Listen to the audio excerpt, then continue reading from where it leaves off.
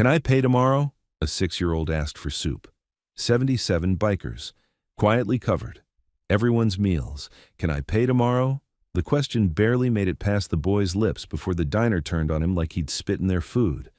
He was soaked to the bone, holding pennies so tight his knuckles had gone pale. The owner didn't even look up. "Tomorrow doesn't exist in here," he said. "Money or the door." Thunder rolled, and then, like the storm had teeth, 77 motorcycle engines growled into the parking lot at once and went dead.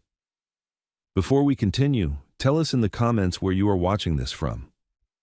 Rain rattled the windows of Lulu's diner, turning the highway outside into a blurred ribbon of headlights. Inside, the air was hot with grease and burnt coffee. The boy stood near the entrance, dripping onto the checkered tile, trying to look invisible.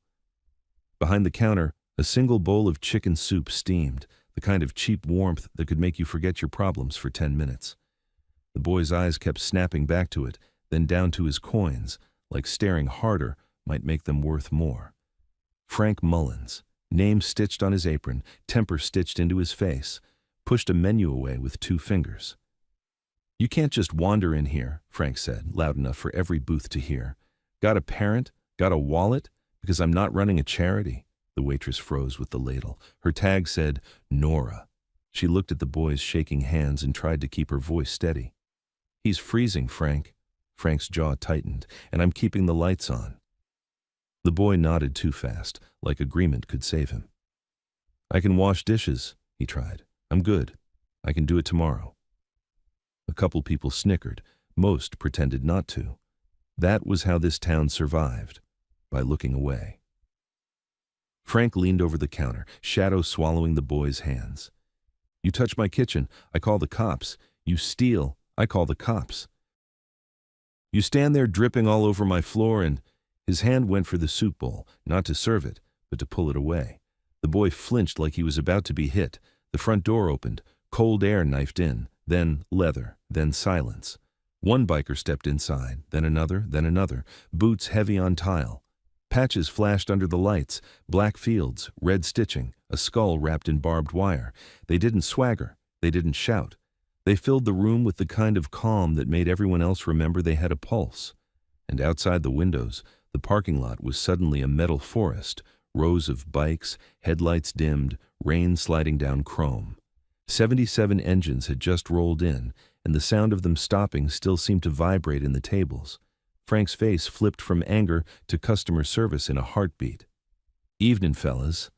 The man who seemed to lead them took off his helmet slowly. Dark hair, trimmed beard, a thin scar tugging at the corner of his mouth. The patch on his chest read, "Mace." The back patch on the man behind him read, "Red Line Brotherhood." Real club. Real numbers. Real presence. Mace's eyes didn't go to the menu. They went straight to the boy. Not pity. Recognition. Half hidden under the boy's soaked sleeve was a braided bracelet, black and red, frayed at the knot, with a tiny brass ring threaded through it. Just a cheap little ring. But Mace stared at it like it was a key to something he'd been locked out of for years. The boy caught the look and jerked his wrist back, hiding it like he'd been caught stealing. Frank cleared his throat. "What can I get you?" "Coffee," Mace said. Flat voice, no heat. "And soup." Nora blinked. "Chicken, stew, chili." "That one," Mace said, nodding at the steaming bowl Frank had just reached for. Frank's fingers tightened around the bowl. "That was, not for—" Mace took one step closer. He didn't raise his voice. He didn't threaten. He simply stopped Frank from moving the bowl any farther, with nothing but the space he occupied. "It's for him," Mace said. The boy opened his mouth, maybe to protest, maybe to run. But nothing came out. Frank's eyes darted to the windows again, to the parking lot packed with bikes, to the men inside who hadn't even sat down yet. "Look," he muttered, "I don't know what you think you're doing, but I got rules." Mace reached into his vest and laid a black card down between 2 fingers. "Put it on that." Frank didn't swipe it. "Machine's been acting up," he lied. "Cash is better." Mace held his gaze. "Your machine works." No one moved. The room felt like a rope pulled tight. In the back booth, a man in a denim jacket lowered his fork and lifted his phone under the table. He didn't speak into it yet. He just watched, breathing through his nose like he was trying not to be seen. Nora's hands shook so badly she set the ladle down. Mace didn't blink. "Run it." Frank swallowed, forced a smile, and swiped the card. The machine chirped, approved. The sound was small. The shift it caused wasn't. Frank's posture softened by a fraction, as if approval on a screen had suddenly reminded him these men weren't imaginary. Mace nodded once, not to Frank, but to his brothers. It was tiny. It still hit like a hammer. Chairs shifted, leather creaked, bikers stood and walked to the register, placing cash and cards on the counter with quiet precision. Some of them didn't even order. They just paid. Frank's drawer popped open, closed, opened again, rapid, relentless, until the register looked like it was swallowing a flood. Nora stared like she'd forgotten how to blink. The denim jacket man finally pressed his phone to his ear and whispered, eyes flicking from Mace to the boy. "Yeah, they're here. And he's here too." One of the riders drifted toward the back booth, not threatening, just present. The denim jacket man's whisper turned into a swallow. Frank tried to regain control. All right. You paid for the kids' soup. Congratulations. Now take your food and—" Mace slid a receipt forward, then another, stacking them like cards. Frank frowned. "What's that supposed to be?" Mace looked around the diner, taking in the civilians, people who'd watched a hungry child get cornered and done nothing. His voice stayed calm. "Those are everyone's meals." For a full second, the words didn't land. Then they hit. "No!" someone breathed. A trucker with a gray beard let out a laugh he didn't mean. A young mother covered her mouth. A teenager stared at his plate like it had just turned into a miracle. Frank's face went stiff. "You can't—" "Yes," Mace said. "We can." Then he turned to Nora. "Print every ticket, add 20% tip, put it all on that card, and if anyone already paid, hand it back to them." Nora blinked, throat working. "All of them?"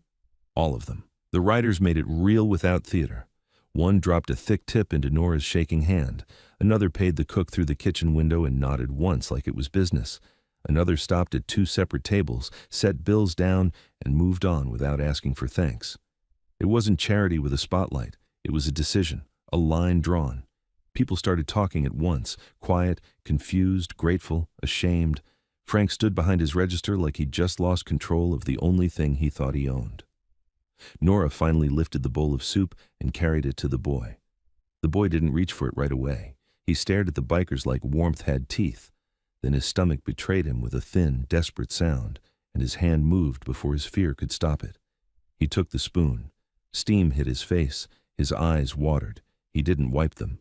Mace crouched slightly, lowering himself just enough to meet the boy's eye level. "What's your name?"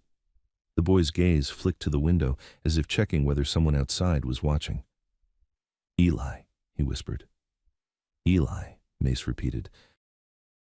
"Eat." Eli took a shaky sip, and for the first time since he'd walked in, his shoulders dropped a fraction. Nora turned away fast, wiping at her cheek like it was just steam in her eyes.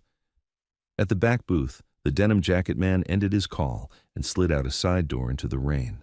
Mace's eyes followed him for half a heartbeat. Then they snapped back to Eli's wrist as the sleeve shifted, showing the brass ring again. There was a tiny stamp on it, small enough that most people would never notice. Mace noticed. Something in his throat tightened. He straightened slowly, like the night had just changed shape. Outside, across the rain-smeared lot, a dark SUV idled behind a delivery truck, headlights off, watching the diner like it was waiting for someone to step out. Then, red and blue lights flashed once, quick, deliberate, like a signal. The front door banged open hard enough to ring the bell above it. A deputy stepped inside, uniform wet, eyes sharp. His gaze swept the wall of leather and patches, and then locked onto the small boy with the soup. "Well," the deputy said, voice edged with ownership, "there you are." The deputy didn't come in like he was answering a call. He came in like he owned the place. Rain beaded on his hat brim. His badge caught the diner lights every time he shifted. He took one look at the wall of leather and patches and didn't flinch. That alone made the room colder. "Evening," he said, eyes already locked on Eli. "Kid's supposed to be home." Eli's spoon froze. Soup dripped back into the bowl. His shoulders pulled tight like a noose had cinched. Nora tried to step in, voice careful. "He just needed something warm, deputy. It's late and—" "Not your business," the deputy said, still smiling. He moved closer, boots squeaking on wet tile. Eli, come on, you know the rules. You don't go wandering. You don't go asking people for things. Frank perked up like the badge had handed him a spine. Deputy Rourke? I was just about to... Rourke held up a hand without looking at him. Frank, you and I talk later. His eyes slid over the counter, the stack of receipts, the open register drawer swollen with cash. He understood what had happened in here the moment he saw it, and something hungry tightened behind his smile. Mace didn't move. He just watched Rourke the way you watch a storm line, deciding whether to ride it out or get off the road. Rourke finally read the patch on Mace's chest. Red Line Brotherhood. That so? That's what it says, Mace replied. Rourke nodded slowly, like he was memorizing a name for later. Appreciate you boys stopping through, but you're stirring folks up. Folks were already stirred, Mace said. We just walked in. The diner wasn't cheering anymore. People were whispering, looking down at their plates like gratitude had turned into something dangerous.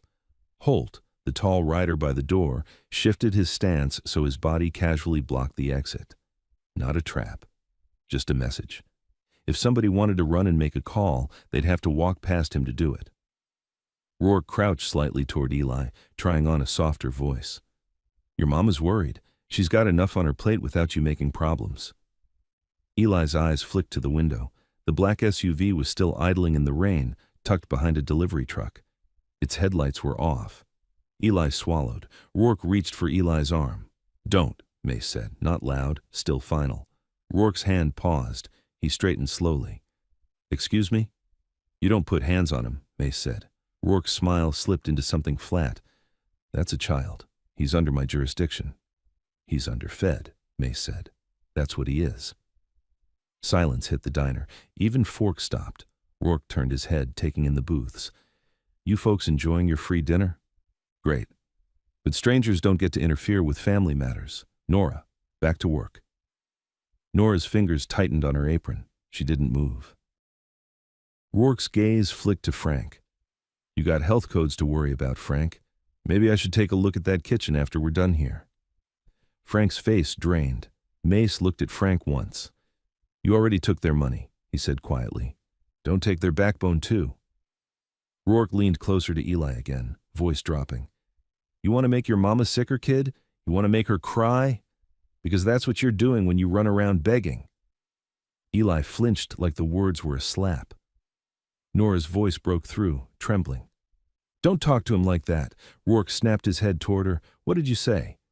I said he's 6. Rourke's eyes hardened. And I said he's coming with me. Eli slid off the chair, eyes bright with tears he refused to wipe. No, he whispered. It was tiny. It was still the bravest sound in the room. Rourke reached again. Holt stood up, not aggressive, just standing, tall enough to change the air. 2 more riders rose with him, calm and silent, like a chain tightening. Rourke stopped inches from Eli's sleeve. He stared at Holt, then at Mace. For a moment, it looked like he might actually think. Then he did what men like him always did when they felt the room slipping. He pressed his radio. Unit 2, Unit 3. I need you at Lulu's, now. The answer came too fast, like the units had already been parked nearby. Copy, Rourke. 2 minutes. Rourke kept his gaze on Mace. You boys passing through, he said. That's fine. But this town has order. Mace's eyes stayed on Eli. Order doesn't look like fear. Rourke's mouth twitched. Fear keeps people in line. Eli's hand shook so hard, the spoon rattled against the bowl. Mace watched Eli's sleeve slip as the boy clutched the edge of the table. The braided bracelet rode up, exposing the tiny brass ring threaded through it. There was a stamped mark on that ring, so small it should have meant nothing. Mace's throat tightened anyway. Rourke noticed Mace noticing. His eyes narrowed. What's that? He asked, nodding at Eli's wrist. Eli yanked his sleeve down fast. Nothing. Rourke smiled again, and it was worse this time. Funny how people always say that. Rourke's gaze dropped to the side door near the bathrooms. He saw Eli glance at it and smirked like he'd already won.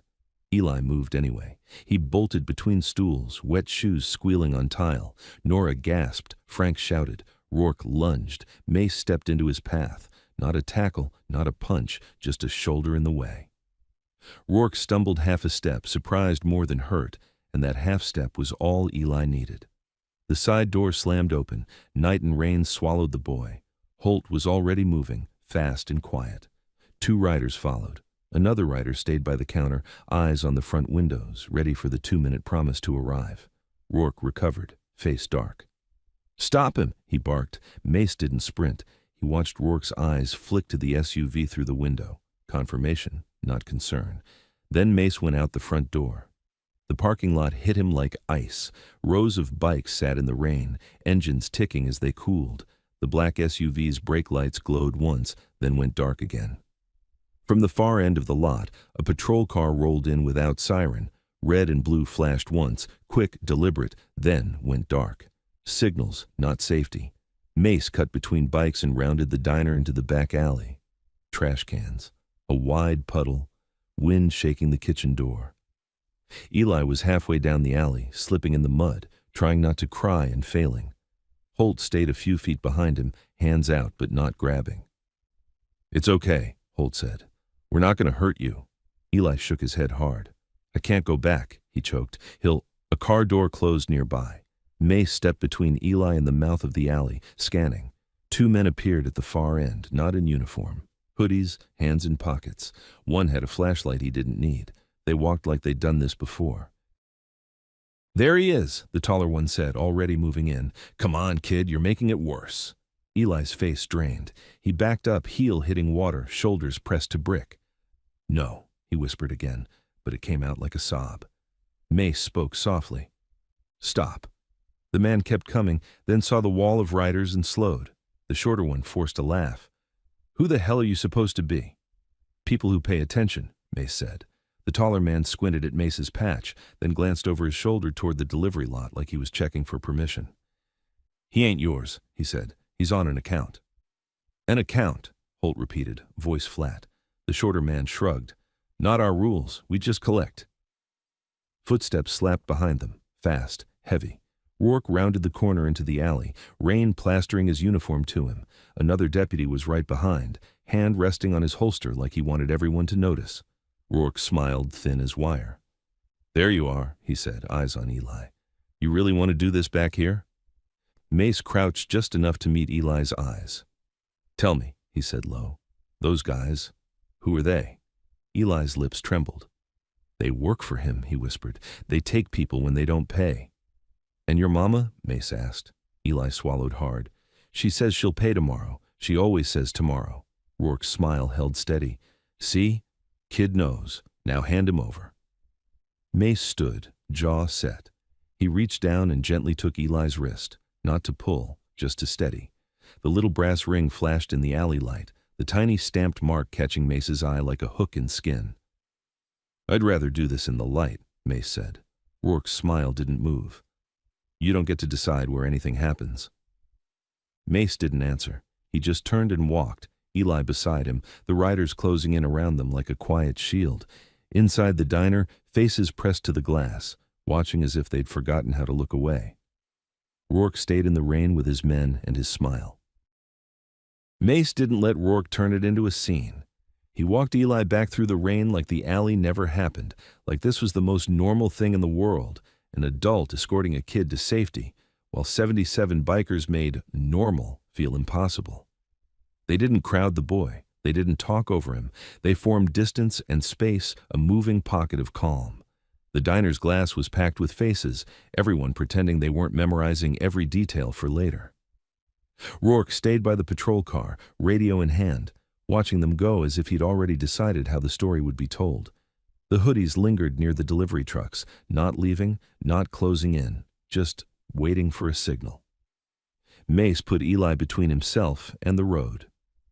"Where's home?" he asked. Eli hesitated, then pointed with 2 fingers, like even directions could get him punished. "The trailers, by the water tower." Holt leaned in just enough to be heard. "That's the edge," Mace nodded. "We're going." Eli's eyes widened. "No, if you go there, he'll get mad." "Who?" Mace asked. Eli swallowed. "Deputy." "Deputy doesn't own the road," Holt said. Eli shook his head so hard it looked like it hurt. "He owns my mom." That sentence hit harder than any threat. Mace's expression didn't change, but something behind his eyes tightened like a knot being pulled. They didn't ride all 77 bikes down at once. That would have been a parade, a declaration. Mace didn't want a declaration yet. He chose 6 riders, quiet ones, older ones, men who had learned that volume didn't equal power. The rest stayed around the diner, spread out, watching routes, watching the black SUV, watching the patrol car that still idled like it wasn't sure whether to leave or follow. Mace put Eli on the back of Holt's bike, a big touring seat with a backrest. Holt handed the boy his spare rain jacket, swallowing him in leather and warmth. Eli's small hands gripped the sides, and for a second, he looked like he'd never been allowed to hold on to something that wasn't slipping away. Mace rode in front. He kept his speed steady. He didn't race the storm. He didn't give the town the satisfaction of seeing panic. They cut off the highway and onto side roads that turned to slick black ribbons under their tires. Houses thinned, streetlights became occasional sickly pools. The air smelled like wet pine and cold metal. Eli pressed his chin against Holt's back. "She's going to be in trouble," he whispered. Holt spoke without turning his head. "What's your mom's name?" Eli hesitated. "Marla." Mace heard it through the helmet intercom and felt his jaw set. "Is she sick?" Eli nodded so hard Holt's jacket creaked. "She's sleeping, but not like sleeping, like she's disappearing." Mace glanced in his mirror. Eli's face was barely visible under the hood, but his eyes were wide and shiny. Too old for 6, too careful. "What happened tonight?" Mace asked. Eli's voice went even smaller. "There wasn't food, and she was shaking, and she said don't go out, but she said it like she didn't have the air to say it." He sniffed. "So I went anyway. I just needed soup. Just one bowl." Mace didn't answer with comfort. Comfort was cheap. He answered with direction. "We're going to see her," he said, "and we're going to make sure nobody touches you." They reached the trailer park under the water tower 10 minutes later. It wasn't a park. It was a scattering of tired metal boxes sunk into mud, porch steps tilted, tarps strapped down with rope. The tower loomed above it like a giant, watching something it didn't care to stop. Holt pulled into a narrow lane. Mace killed his engine and listened. Wind, rain, a dog barking somewhere far off. No music, no laughter, no life. Just the low hum of a single street lamp flickering like it was about to give up. Eli pointed. "That one." The trailer was smaller than the others. The skirting was missing in places, exposing black gaps. A single porch light hung by a wire, still on, casting a weak yellow cone onto wet steps. Mace walked up first. He didn't draw attention. He didn't knock hard. He touched the door lightly and listened again. Inside, a faint sound, like someone breathing through cloth. He knocked once. No answer. Eli squeezed past him, unlocking the flimsy latch with a key he pulled from his shoe. "She says don't leave keys where they can find them," he whispered. "Who's they?" Holt asked. Eli didn't answer. The door opened and a wave of stale heat hit them. Old carpet, canned soup, bleach, and something sickly sweet underneath. Mace stepped in and stopped. The living room was one narrow strip. Couch, tiny table, a stack of mail, and a framed photo knocked sideways on the wall. A woman's voice came from the back bedroom, not words, just a weak sound like she was trying to speak and couldn't. Eli ran down the hall. "Mom," he whispered, urgent, breaking. "Mom, I got help." Mace followed, slower, scanning for signs of struggle. Holt and 2 others stayed at the door, watching outside through the gap in the blinds. The bedroom was dim, lit by a cheap lamp. Marla lay on the bed under a thin blanket, skin pale and damp, hair stuck to her forehead. She looked 30 and 70 at the same time. One hand clutched her stomach. The other was outstretched like she'd tried to reach for something and fallen short. When she saw Mace, she tried to sit up too fast and almost blacked out. "Eli," she rasped, "what did you do?" Eli climbed onto the edge of the bed, crying quietly like he was trying not to waste sound. "I got soup. I didn't steal. I didn't steal." Marla's eyes snapped to Mace's patch, then to the men behind him. Fear took over the little oxygen she had. "No," she whispered. "No, please, don't. I can pay. Mace kept his hands visible, palms open. "We're not here to collect." Her eyes flicked to the doorway as if expecting Rourke to appear anyway. "They'll come," she said, voice shaking. If you're here, they'll come. Mace moved closer, just enough to be heard. Tell me what's going on. Marla swallowed. Her throat worked like it hurt. You need to leave, she said. You don't understand this town. I understand hungry kids, Mace replied. Eli grabbed her hand. Mom, they paid. They paid for everybody. They paid for the diner. Marla's eyes widened, and that wasn't relief. It was terror. Oh, God, she breathed. Oh, God, no. Mace caught it. Why's that bad? Marla stared at him like he was standing on train tracks and didn't hear the whistle. Because now they'll think I sent him, she said. They'll think I'm trying to shame them. They don't like being shamed. Holt's voice came from the living room, low. Mace. Mace didn't look away from Marla. Who's they? He asked again. Marla's face tightened. She shook her head. Deputy Rourke, she whispered, like saying it louder might summon him. And Mr. Calder, he owns the lot, he owns the loans, he owns everything. Eli wiped his nose with his sleeve. Calder's the man with the shiny truck. Marla flinched. Eli stopped talking. Mace's eyes narrowed. Loans? Marla tried to laugh, and it turned into a cough that folded her in half. Eli grabbed her shoulders, terrified. Mace stepped in, steadying her with one hand on the bed frame, not touching her. When the coughing stopped, Marla whispered, It was supposed to be help. Just a little until I got back on my feet, and then it wasn't help anymore. It was a leash. Holt appeared in the bedroom doorway, rain dripping off his jacket, expression hard. Someone's in the lane, he said. No lights, moving slow. Marla's face drained of what little color she had left. They're here. Eli's breath hitched. No. Mace's voice stayed even. How much do you owe? Marla shook her head. It doesn't matter, she whispered. It never goes down. They keep adding, fees, penalties, late, tomorrow, always tomorrow. Eli looked up at Mace, eyes huge. That's why I said it, he whispered. Can I pay tomorrow? That's what she says. The sentence hung there, and Mace felt something inside him go colder, not because it was sad, but because it was practiced, a script forced into a kid's mouth. Mace leaned in. Marla, listen to me. I need you to tell me what they've threatened. Marla's eyes filled. They said if I miss again, she swallowed. They said they'd take Eli for a night until I remembered my responsibilities. Eli made a broken sound, half sob, half gasp. Mace didn't move for a full second. Then he looked at Holt, and Holt understood without words. Holt's hand went to his phone. Another rider moved to the window, peering through the blind crack. Outside, a car door closed, soft, deliberate. Then, footsteps on wet gravel. Mace turned back to Marla.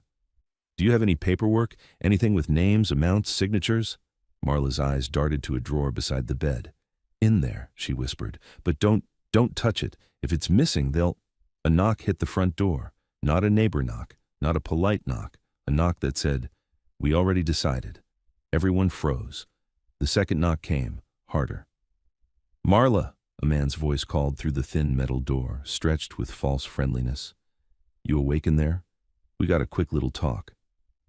Eli slid off the bed and backed into the corner like he wanted to merge with the wall. Marla's mouth opened, but no sound came out. Mace walked out into the living room, calm as if he was heading to refill coffee. Holt and the others were already positioned, quiet angles, no weapons shown, no threats given. The blinds trembled slightly from the wind, or from the fact that someone was standing too close outside. Mace paused by the table where the mail sat. He picked up an envelope with a stamped logo, Calder Financial, then set it down like it had weight. The knock hit again, a fist now. Marla, the voice called, less friendly. Open up. Don't make this a whole thing.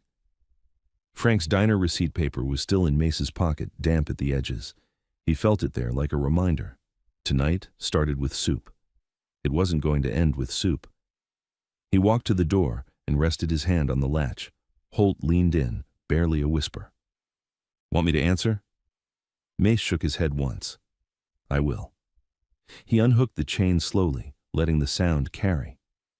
Outside, a shadow shifted, close enough that the porch light made it tall and stretched. Mace pulled the door open. A man stood on the steps in a rain jacket that cost more than the trailer. Mid-40s, smooth face, smile that never reached the eyes. Behind him, half a step to the side, Deputy Rourke waited under the porch light with his hands in his pockets like he'd come for a friendly visit. The man's eyes flicked past Mace, into the trailer, searching. Then he smiled wider. "There you are," he said to Mace, as if they'd met before. "We need to collect what's due." Rourke leaned forward, voice soft and private. "And we need the boy." Mace didn't step back. He stayed in the doorway like the trailer had grown a spine, letting the porch light paint his face in hard angles. Rain hissed off the steps. Calder stood there smiling, the kind of smile that expected the world to move out of his way. Deputy Rourke stood just behind him, relaxed, hands in his pockets, eyes fixed on the hall where Eli had disappeared. Calder's gaze flicked over Mace's vest patch, then to the men visible behind him inside. His smile didn't wobble. He'd been around intimidation before. He thought he knew the math. "Evening," Calder said, tone smooth. "Didn't mean to bother you fellas. This is just business." "Business at midnight on a sick woman's porch," Mace said. "Interesting model," Rourke chuckled softly, like they were sharing a joke. "You folks passing through, right? You don't want trouble. Take your charity show back to the highway." Behind Mace, Holt shifted, blocking the line of sight into the trailer without making it obvious. Another rider, Smitty, stood by the tiny kitchen counter, staring at the drawer Marla had pointed to earlier like it was a safe. Calder held up a folder, edges crisp despite the rain. "Marla signed papers," he said. "We extended help. She agreed to terms. Terms are terms." Mace didn't reach for the folder. "Show me the terms." Calder's eyes narrowed a fraction, then widened again into that same false warmth. "You can read them when you're not standing in my way." Rourke leaned in, voice quieter, meant for only Mace to hear. "You want to be smart, you'll walk away. People who poke into private agreements around here end up with bad luck." Mace's eyes stayed on Calder. "Where's the body cam, Deputy?" Rourke's smile froze. "What?" "If you're so confident this is legal," Mace said, calm, "you wouldn't mind recording the conversation." Rourke's nostrils flared. "My equipment is none of your concern." Mace nodded once like that was all he needed. "Exactly." Calder exhaled through his nose, patience thinning. "Let's not complicate this," he said. "Marla owes. If she can't pay money, she pays another way. That's how the world works." From the back bedroom, Marla coughed, raw, wet, uncontrolled. It didn't sound like someone who had time. Eli made a tiny noise, muffled, like he'd pressed his face into a pillow to keep from being heard. Calder heard it anyway, his eyes lit with satisfaction. "There he is," he said softly. "Kid's got lungs. That's good. Strong kids are—" "Finish that sentence," Holt said from inside, voice flat. Calder's smile stayed, but his eyes slid toward Holt and then away. "No need for drama," he said. "Deputy, can you ask the boy to come out? I don't want him scared." Rourke's head tilted. "Eli," he called into the trailer, gentle like a bedtime story. "Come on, bud, let's go. Your mom's tired." Eli didn't answer. Rourke's smile tightened. "Eli." Mace didn't raise his voice. He said no. Rourke's eyes snapped to Mace. "A 6-year-old doesn't get to say no to law enforcement." "You're not here as law enforcement," Mace said. "You're here as his muscle." Rourke's cheeks colored. "Watch your mouth." Calder lifted a hand. "Let's keep this polite," he said, like he was the one with restraint. Then he leaned slightly, trying to see around Mace into the hallway. "Marla, sweetheart, why don't you come out here? We'll set this straight." Marla didn't come out. Her breathing sounded like she was dragging air across gravel. Calder's smile vanished for the first time.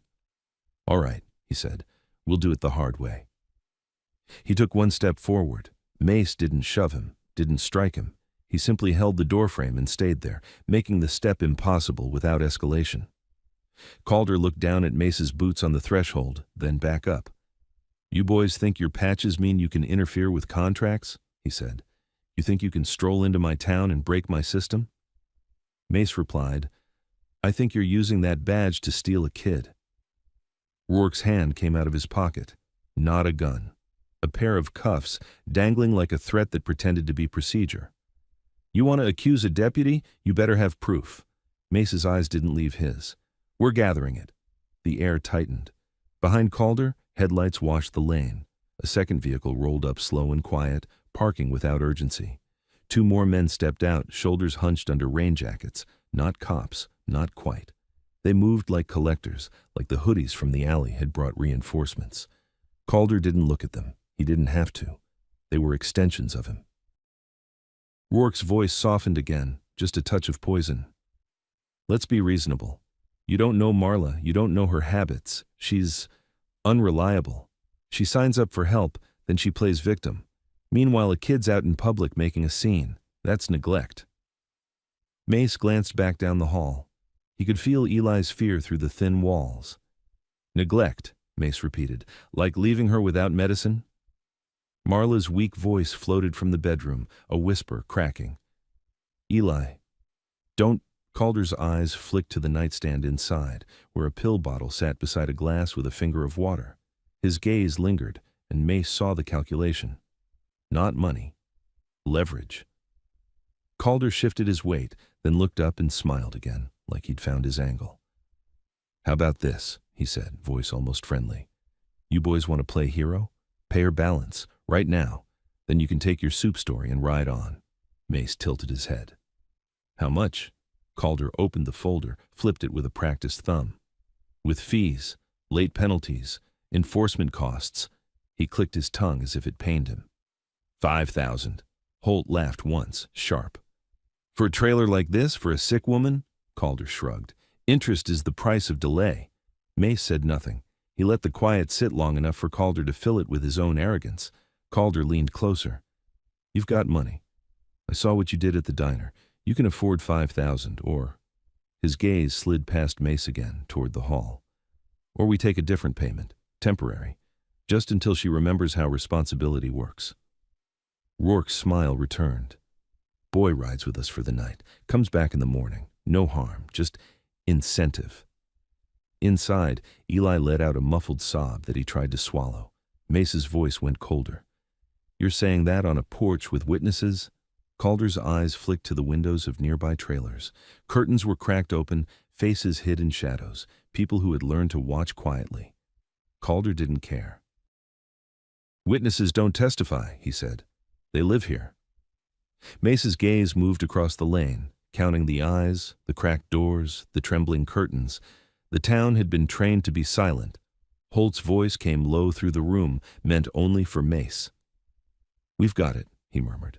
Mace didn't look back, but he understood. Smitty had opened the drawer. Calder followed the tiniest shift in Mace's posture and narrowed his eyes. What are you doing in my client's house? Checking if you're telling the truth, Mace said. Rourke's patience snapped. That's it. Step away from the door.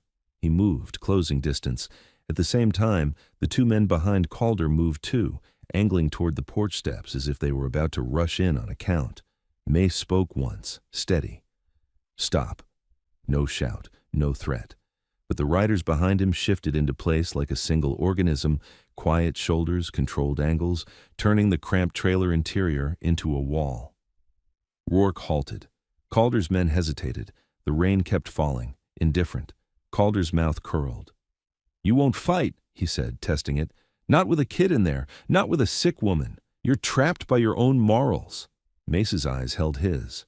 You're trapped by your own habits. Calder's smile thinned. Deputy, go get the boy. Rourke started forward again. Then Smitty stepped into view behind Mace and held up a stack of papers, creased, stained, and real.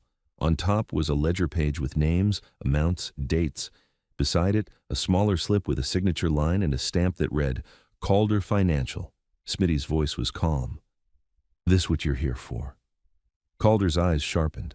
Marla's breath hitched from the back room, a sound of pure panic. No, don't. Calder didn't lunge. He didn't need to. He simply looked at Rourke. Rourke's expression changed from smug to flat efficiency. He took one quick step toward the bedroom door. Mace moved into him, shoulder to shoulder, blocking without striking. The two men behind Calder surged forward. Holt met them at the threshold, hands up, palms open, stopping them like a bouncer stopping drunks. Not violence, just denial. One of Calder's men tried to shove past Holt. Holt didn't swing. He simply redirected the man's wrist, twisted his momentum, and put him on the porch boards with a hard, controlled thud that made the wood ring. The second man froze, suddenly unsure whether this was worth his paycheck. Rourke's hand went to his holster now, thumb brushing leather. "You just assaulted a citizen," he said. Holt didn't look impressed. He tripped. Calder's smile vanished completely. His voice dropped. "Give me those papers." Smitty held them higher. "You want them? Come get them." Calder's gaze slid to Mace, then to Eli's haul, then back to the papers. He measured options, searching for the one that kept him in control. He chose leverage. Calder pointed with 2 fingers toward the bedroom. "Fine," he said softly. "Then we take what's mine in a different form." Rourke moved fast. He didn't go for Eli first. He went for the nightstand. In one smooth motion, he stepped past the bedroom doorway and snatched the pill bottle off the nightstand. Marla's voice rose, thin and desperate. "No, please!" Eli screamed, sharp and small, and it ripped through the trailer like glass breaking. "Mom!" Mace's body went rigid. For a split second, the room balanced on a knife edge, the moment where fists would fly and everything would burn. Mace forced his voice to stay level. "Put it back," he said. Rourke held the bottle up, shaking it once so the pills rattled. "She needs to understand consequences," he said. "So does he." Calder stepped closer, satisfied again.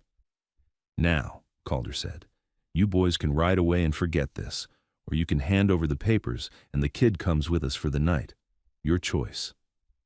Marla's coughing turned into sobbing. Eli was crying openly now, no longer able to hide it. Mace stared at the pill bottle in Rourke's hand. He saw exactly how this town worked. Not guns, not prisons, just small cruelties applied with a badge and a smile. Holt's voice came low through the room, urgency tucked under control. "Mace, SUV's moving."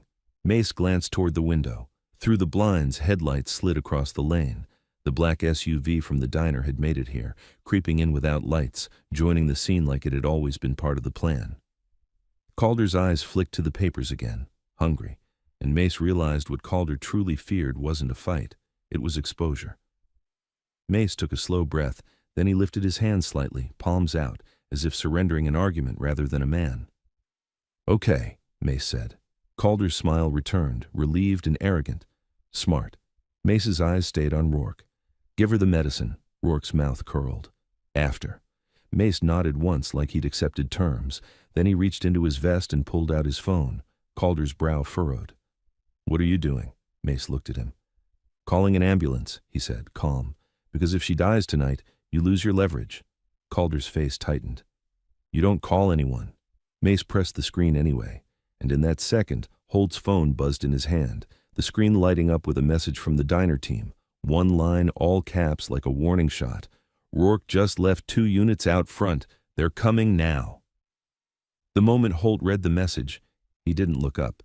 He didn't announce it.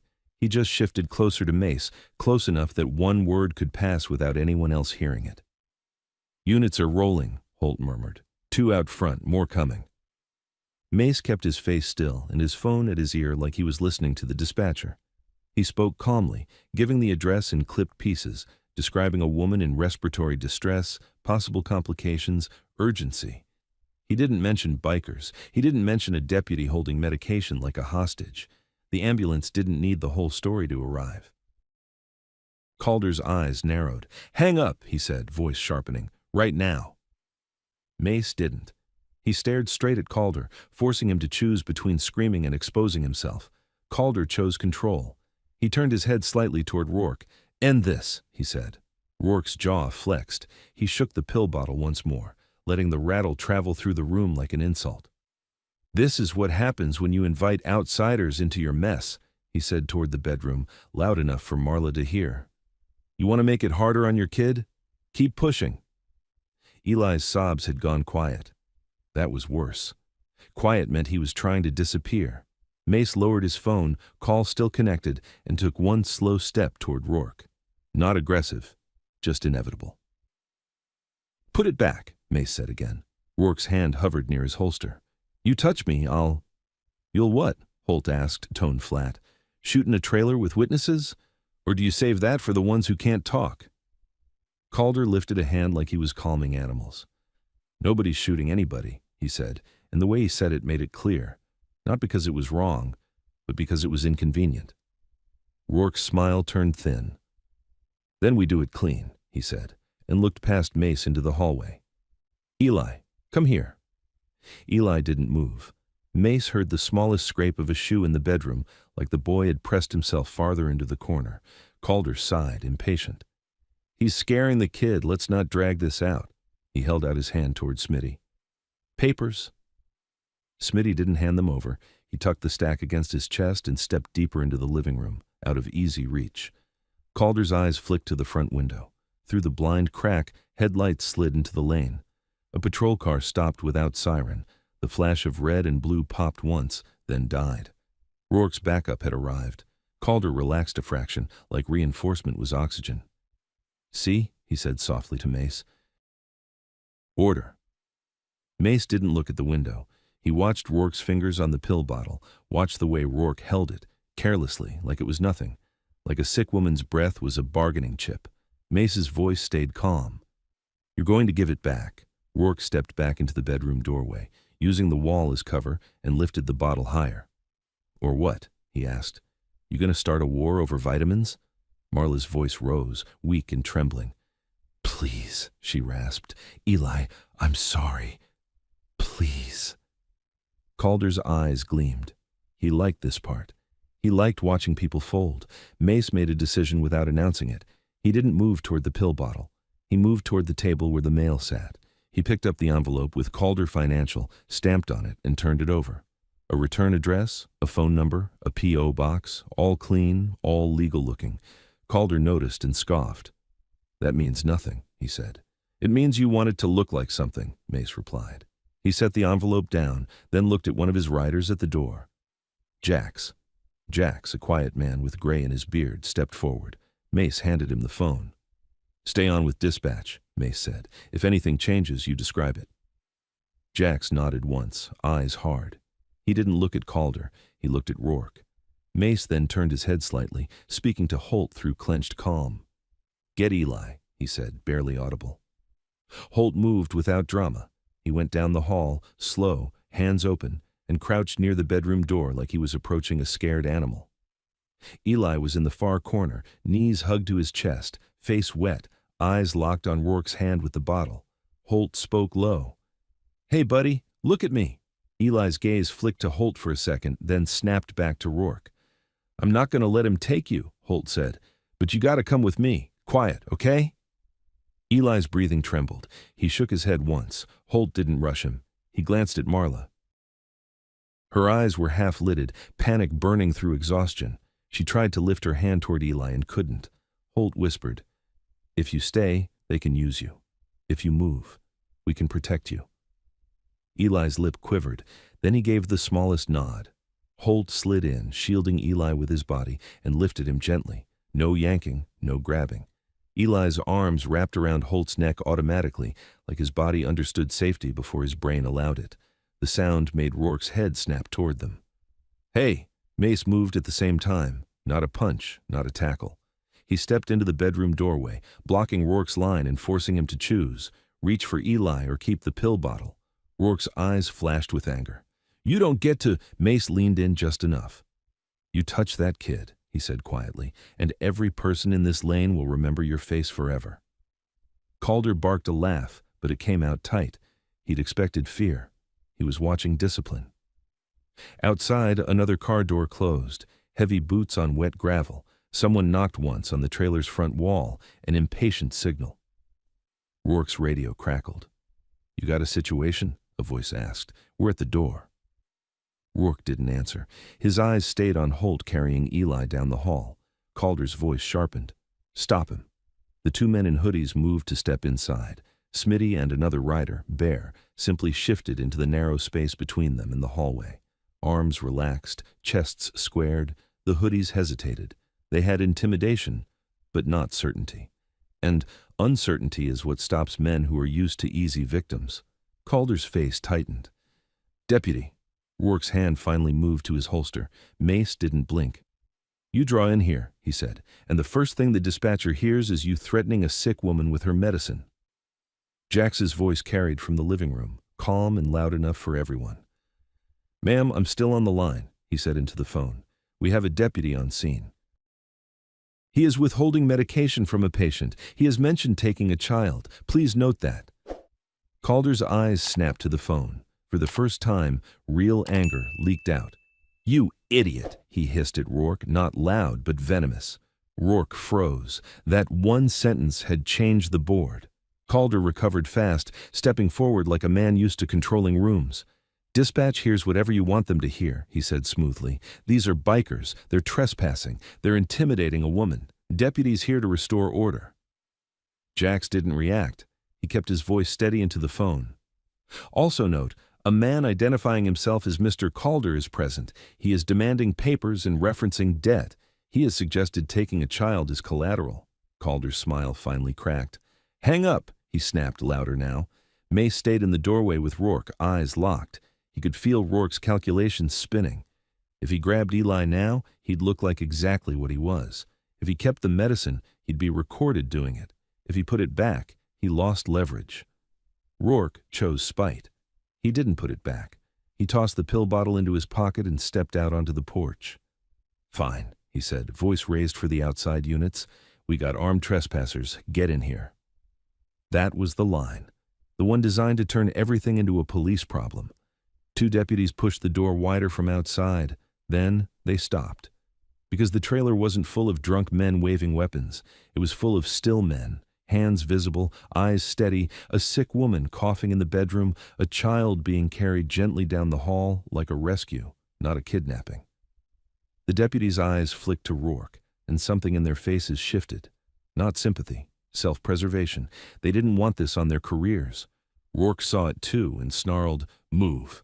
One deputy hesitated. "Deputy, what exactly is—" Rourke cut him off. "Do what I said." Mace stepped out of the bedroom doorway into the living room, slow, hands open, addressing the new arrivals without pleading. "She needs an ambulance," he said. "It's on the way.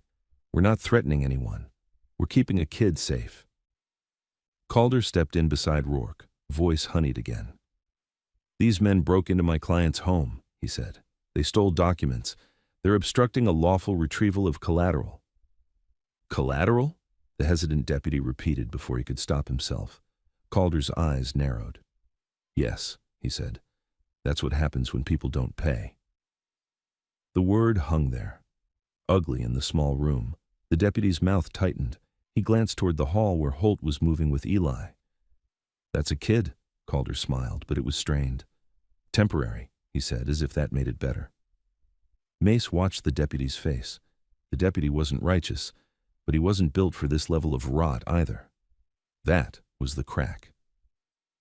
Outside, a siren wailed in the distance, not close yet, but real. The ambulance.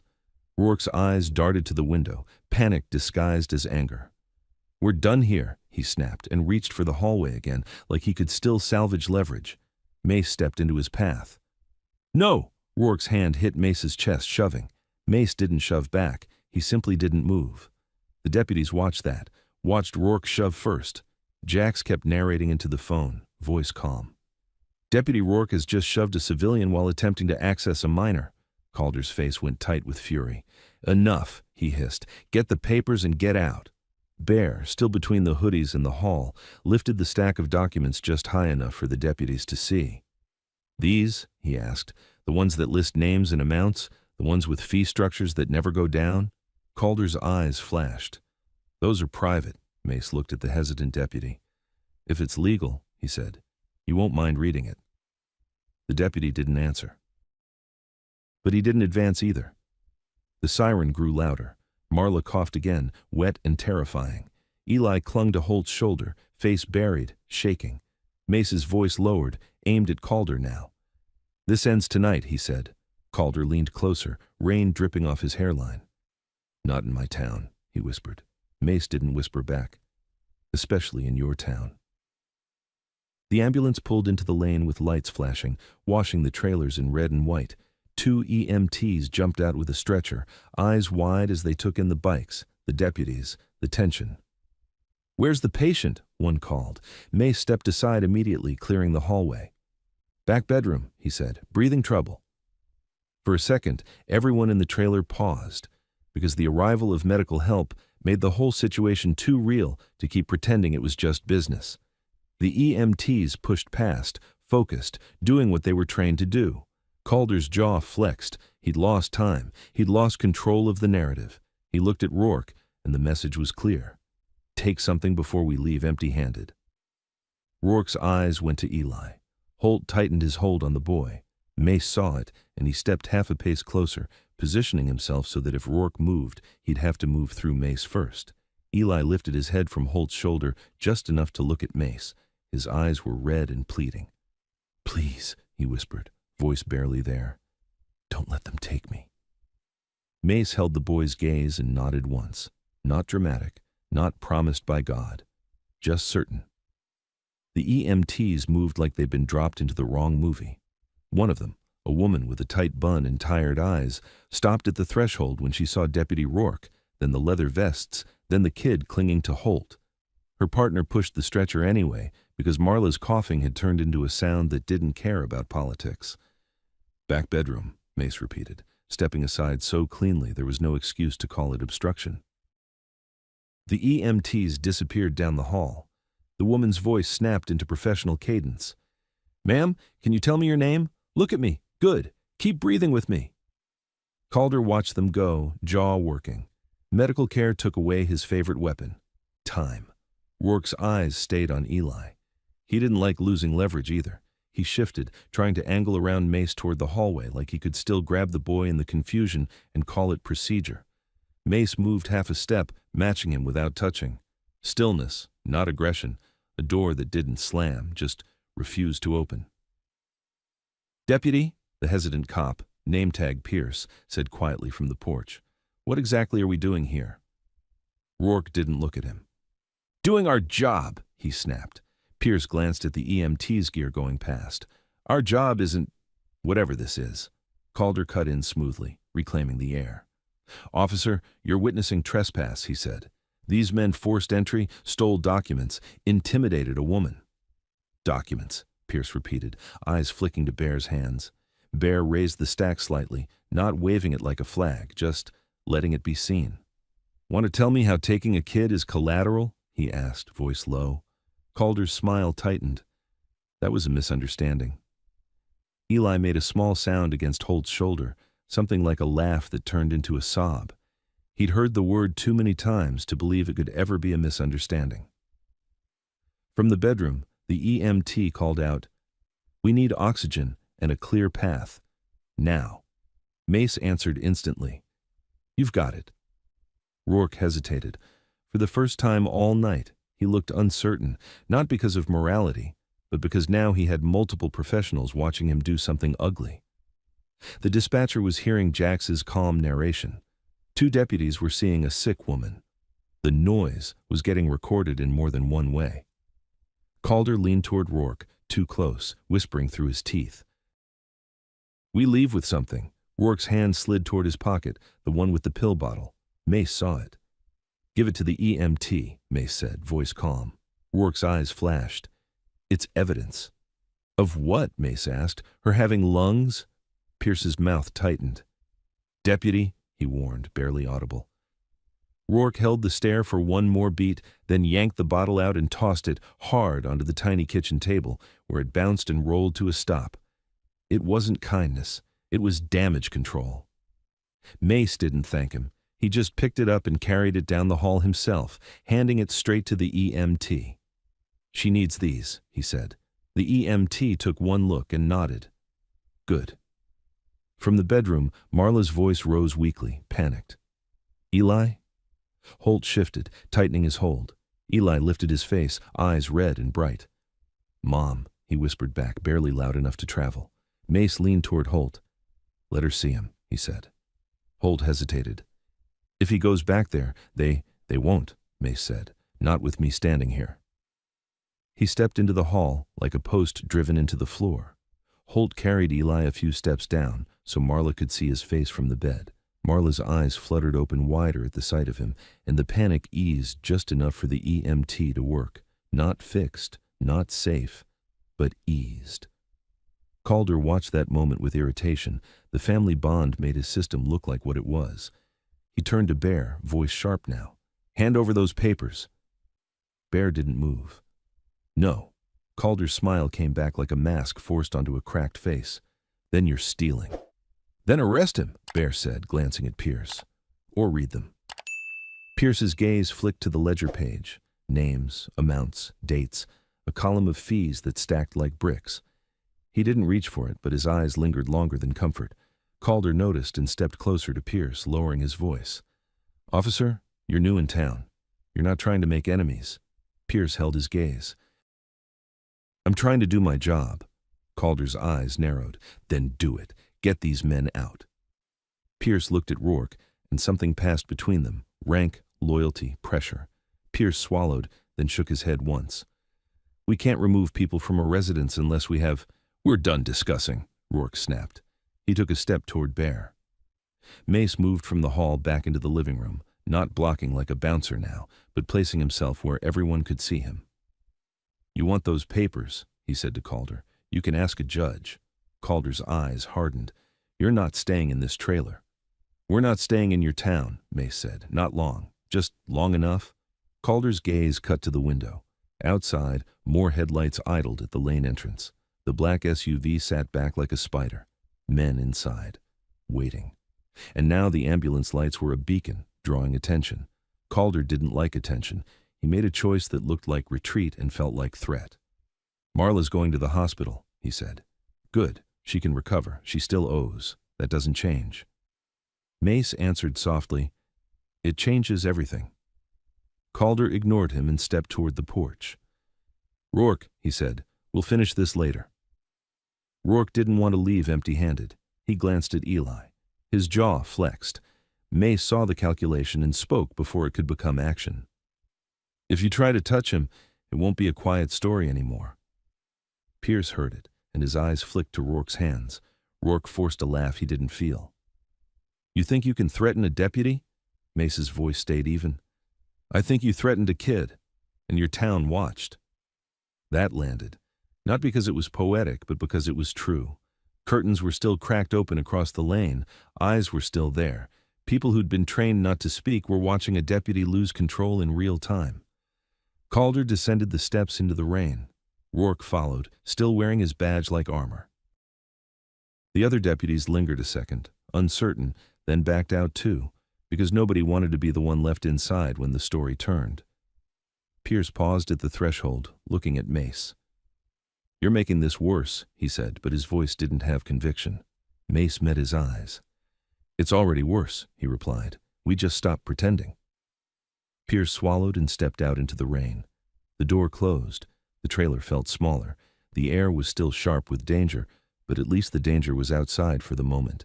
In the bedroom, the EMT said, We're transporting. Now. Marla's eyes found Mace. They'll take him, she whispered, voice breaking.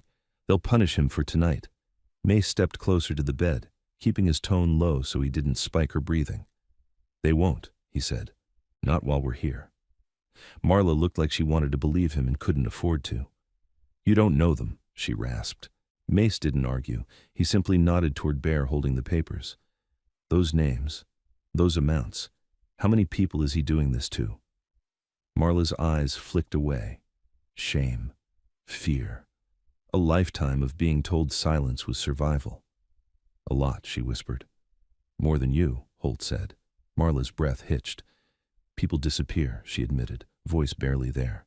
They move. They go. Eli tightened his arms around Holt again. Mom, he whispered, pleading, as if he could pull her back with a word. The EMT slid a mask over Marla's face and adjusted the oxygen. Ma'am, focus on breathing, she said. We'll talk later. They lifted Marla carefully. The stretcher wheels squealed on the thin floor. The room moved around the bed like a tiny machine suddenly forced to work fast. Mace walked beside the stretcher as they pushed it down the hall and out the door. Rain hit Marla's face for a second before they covered her, and she flinched weakly. Eli tried to follow, panicking. I want to go. Holt held him back gently. She's going to get help, Bud. Eli struggled. I have to. Mace crouched in front of him, blocking his path with presence, not force. Listen to me, he said. You want to help her? You stay safe. You let her get to the hospital. You do exactly what we say for the next hour." Eli's eyes searched Mace's face like he was looking for the lie. Then his lip trembled and he nodded, small and desperate. Outside, the ambulance doors shut. A paramedic climbed in. The lights flashed brighter. The siren cut through the trailer park as it pulled away, dragging attention with it like a blade. Calder stood near the lane entrance under the water tower, hands in his pockets, watching the ambulance leave with a calm that didn't match the moment. Rourke stood beside him, staring at the trailer like it was a target he'd revisit. Mace watched them back through the rain. When the ambulance disappeared down the road, Calder finally turned and walked toward his SUV, satisfied in a quiet way. Not because he'd won, because he believed he had time. Time was always his weapon. Mace turned back inside. Bear set the papers on the table and spread them in a fan. Smitty pulled out a small flashlight and scanned the ledger entries. Names kept going, amounts kept growing. Late fees stacked like punishment. Holt sat Eli on the couch, wrapped in the rain jacket, and handed him a glass of water. Eli's hands shook so hard the water trembled. Mace looked at the boy's wrist again, the braided bracelet, the tiny brass ring, the stamped mark that kept pulling at him. He forced himself to stay on the present, later for questions, now for survival. "All right," Mace said, voice low. "We do this clean." He pointed at the papers. "We photograph everything, every page." Bear nodded. Smitty already had his phone out, snapping high-res shots, making sure dates and signatures were readable. Mace pointed toward the diner team's number still open on Holt's phone. "Get me Juno," he said. "Tell her to start pulling witnesses." The diner crowd saw Rourke. They heard collateral. They watched him shove. "We need statements while fear is still fresh." Holt dialed without asking who Juno was. A woman answered on the second ring, voice sharp, awake, already moving. Holt relayed in a tight burst. She didn't ask questions. She started assigning. Mace pointed to Jax. "Call our medic friend in the city. I want Marla's hospital protected from visitors. If Calder shows up, I want the staff already warned." Jax nodded and stepped out into the rain to make the call where it wouldn't be overheard. Mace looked at Smitty. "Find an address on those papers, a real one." Smitty tapped a line. "P.O. box, but there's a physical address on the stamp page. Office listed under Calder Financial Services." Mace nodded once. "Good." He turned to Bear. "You still got eyes on the lane?" Bear peered through the blinds. "SUV's still there. Patrol car, too. They're not leaving. They're waiting to see if we move the kid." Mace looked down at Eli. The boy stared at the floor like it might open and swallow him. "Eli," Mace said softly. Eli's head snapped up. His eyes were huge. "Do you have any family outside this town?" Mace asked. Eli hesitated. "My grandma," he whispered. "But Mom said she can't come here. She said they, got to her too." Mace nodded, absorbing it. "Okay, then you stay with us tonight." Eli swallowed hard. "They'll come." "They already did," Holt said. "And they left." Eli's voice cracked. "They always come back." Mace didn't sugarcoat. "Then we'll still be here." He stood and took out his phone again, scrolling to a contact that wasn't a name, just a symbol. He pressed call. It rang once, twice. Then a voice answered, rough and awake. "Yeah." Mace spoke quietly, eyes on the rain-streaked window. "I need the full run," he said. "All of them. Bring the boys." A pause, then the voice sharpened. "How many?" Mace glanced around the tiny trailer, at Eli on the couch, at the photographed ledger, at the empty space where Marla had been. He felt the town closing in already, like a net. "All 77, he said. He ended the call and looked at Holt. "By sunrise, this town learns what attention feels like," he said. Eli's small voice trembled from the couch. Are they coming for me?" Mace looked at him. "They're coming so nobody can." The first bikes arrived before dawn, when the trailer park was still pretending to sleep. Eli woke to the low, distant rumble and sat bolt upright on the couch, clutching the borrowed jacket like it was armor. For a second, he didn't know where he was. Then he remembered the deputy's smile, the pill bottle, his mom's wheezing, and his stomach dropped again. "They're here," he whispered. Holt was already at the window, peeking through the blinds. "Not them," he said. "Us." Headlights slid across the muddy lane in steady intervals, not chaotic, not reckless. The bikes rolled in like a controlled wave, two at a time, then three, then a line. Engines cut one by one, the sound dying into rain and dripping eaves. Men dismounted quietly, hoods up, helmets under arms, patches dark in the early light. 77. The trailer park felt too small for that many bodies. Curtains cracked open wider. Someone's porch light flicked on, then off. Mace stood near the kitchen table where the papers lay spread. He didn't look impressed by his own numbers. He looked like a man counting exits. Juno arrived with the second wave, rain slicking her short hair back. She wasn't in leather. She wore a plain dark jacket and carried a clipboard like a weapon. She glanced at Eli once, just once, and her face tightened. "Diner witnesses," she said to Mace. "We've got 8 willing to talk if they don't have to do it here. 2 more who'll talk if they can do it anonymously. Nora's one of them. Frank's shaky." "Make it easy," Mace said. "No speeches, no pressure, just statements." Juno nodded. "Pierce?" she asked. Mace's eyes shifted to the lane entrance. A patrol car sat there, idling, watching. Pierce wasn't in it. Pierce was standing behind it, in the rain, arms folded, like he hadn't decided what side of his own life he was on. "He's still breathing," Mace said. "That's something." Eli rubbed his eyes with his sleeve. "Are we going to the hospital?" he asked. His voice sounded smaller without the night's adrenaline. "Not yet," Holt said. "We're waiting for a call." As if the words triggered it, Mace's phone buzzed. He answered, listened, then handed it to Jax without comment. "Marla's in," Jax said after a beat, voice low. "Stable for now. They've got her on oxygen and fluids. Hospital staff has already had a visitor asking questions." Eli's face drained. "They're there?" "Visitor left when he saw security," Jax added. "Our friend at the hospital's watching the entrance. Marla's protected." Eli's breath came out in a shaky rush, half relief, half fear he didn't know where to put. Mace nodded once. "Good. Now we move." He stepped outside, and the morning swallowed him, cold, wet, gray. The riders were spread along the lane in quiet positions, not blocking anyone's way, just existing in numbers that made intimidation hard to sell. No one shouted, no one revved engines. The whole thing felt less like a gang and more like a wall built overnight. Calder's black SUV still sat back near the water tower, lights off, tinted windows hiding faces. Mace stared at it for a long moment, then turned his attention to Pierce. Pierce watched him approach and didn't step back. That was either courage or calculation. Mace stopped a few feet away. "Deputy Rourke around?" he asked. Pierce's jaw tightened. "He's at the station," he said, "and he's furious." "Good," Mace replied. "Fury makes mistakes." Pierce glanced past Mace at the line of bikes, the men standing in rain like statues. "You're turning this into something bigger," he said. "It was already bigger," Mace said. "We just put lights on it." Pierce's eyes flicked to the trailer. "Kid still inside?" "He's safe," Mace answered. Pierce hesitated, then lowered his voice. "Calder's been making calls. People in this town, they don't like attention, but they like Calder's money more." Mace held his gaze. "Then you know what you're part of." Pierce swallowed. "You don't understand how deep it goes." Mace's expression didn't change. "Then show me." Pierce's eyes drifted toward the SUV, then away. "I can't," he said. "Not alone." "You won't be," Mace said.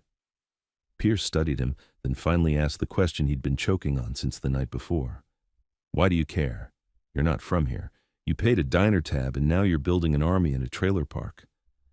Mace didn't answer immediately. His eyes went to the trailer window, where Eli's small silhouette moved behind the blind. "Because I've seen this before," Mace said, "and because that kid said a sentence I've heard in nightmares." Pierce frowned. "What sentence?" Mace didn't repeat it. He just said, "You help me do this clean, or you watch it get messy." Pierce's mouth tightened. He looked like he hated both options. Then his radio crackled. "Pierce," a voice said, "you're needed at Calder Financial, now." Pierce's eyes flicked up. Mace caught the name like a hook. "Calder Financial," he repeated. Pierce's gaze hardened. "He's calling everyone in," he said. "He's going to claim you're threatening his business." Mace nodded once. "Perfect." Juno stepped up beside Mace. "We've got statements ready," she said, "and we've got the dispatcher log from last night. The call about medication and collateral is time-stamped. Mace turned slightly. Bring it, he said. And bring Nora. Juno didn't blink. She's scared. So am I, Mace said. Bring her anyway. They didn't roll into town like a parade. They broke into smaller groups and moved with purpose. 10 bikes stayed at the trailer park with Holt and Eli, positioned so no one could approach without being seen. Another group went to the diner to collect the rest of the witnesses. Another moved to the hospital to keep eyes on Marla's room and the entrance. Mace took 12 riders and Juno and went straight to Calder Financial. The office sat off the main strip like it wanted to look respectable. Glass front, clean sign, little parking lot with fresh gravel. It looked like a place where people went to fix problems. It was also the place where problems were made. As they approached, Mace saw 3 patrol cars already parked out front. Rourke stood at the entrance, shoulders squared, hand resting on his duty belt like he'd practiced the pose. Calder stood beside him in a pressed coat, umbrella held like royalty, smiling at the arriving bikes as if welcoming customers. Mace parked and dismounted calmly.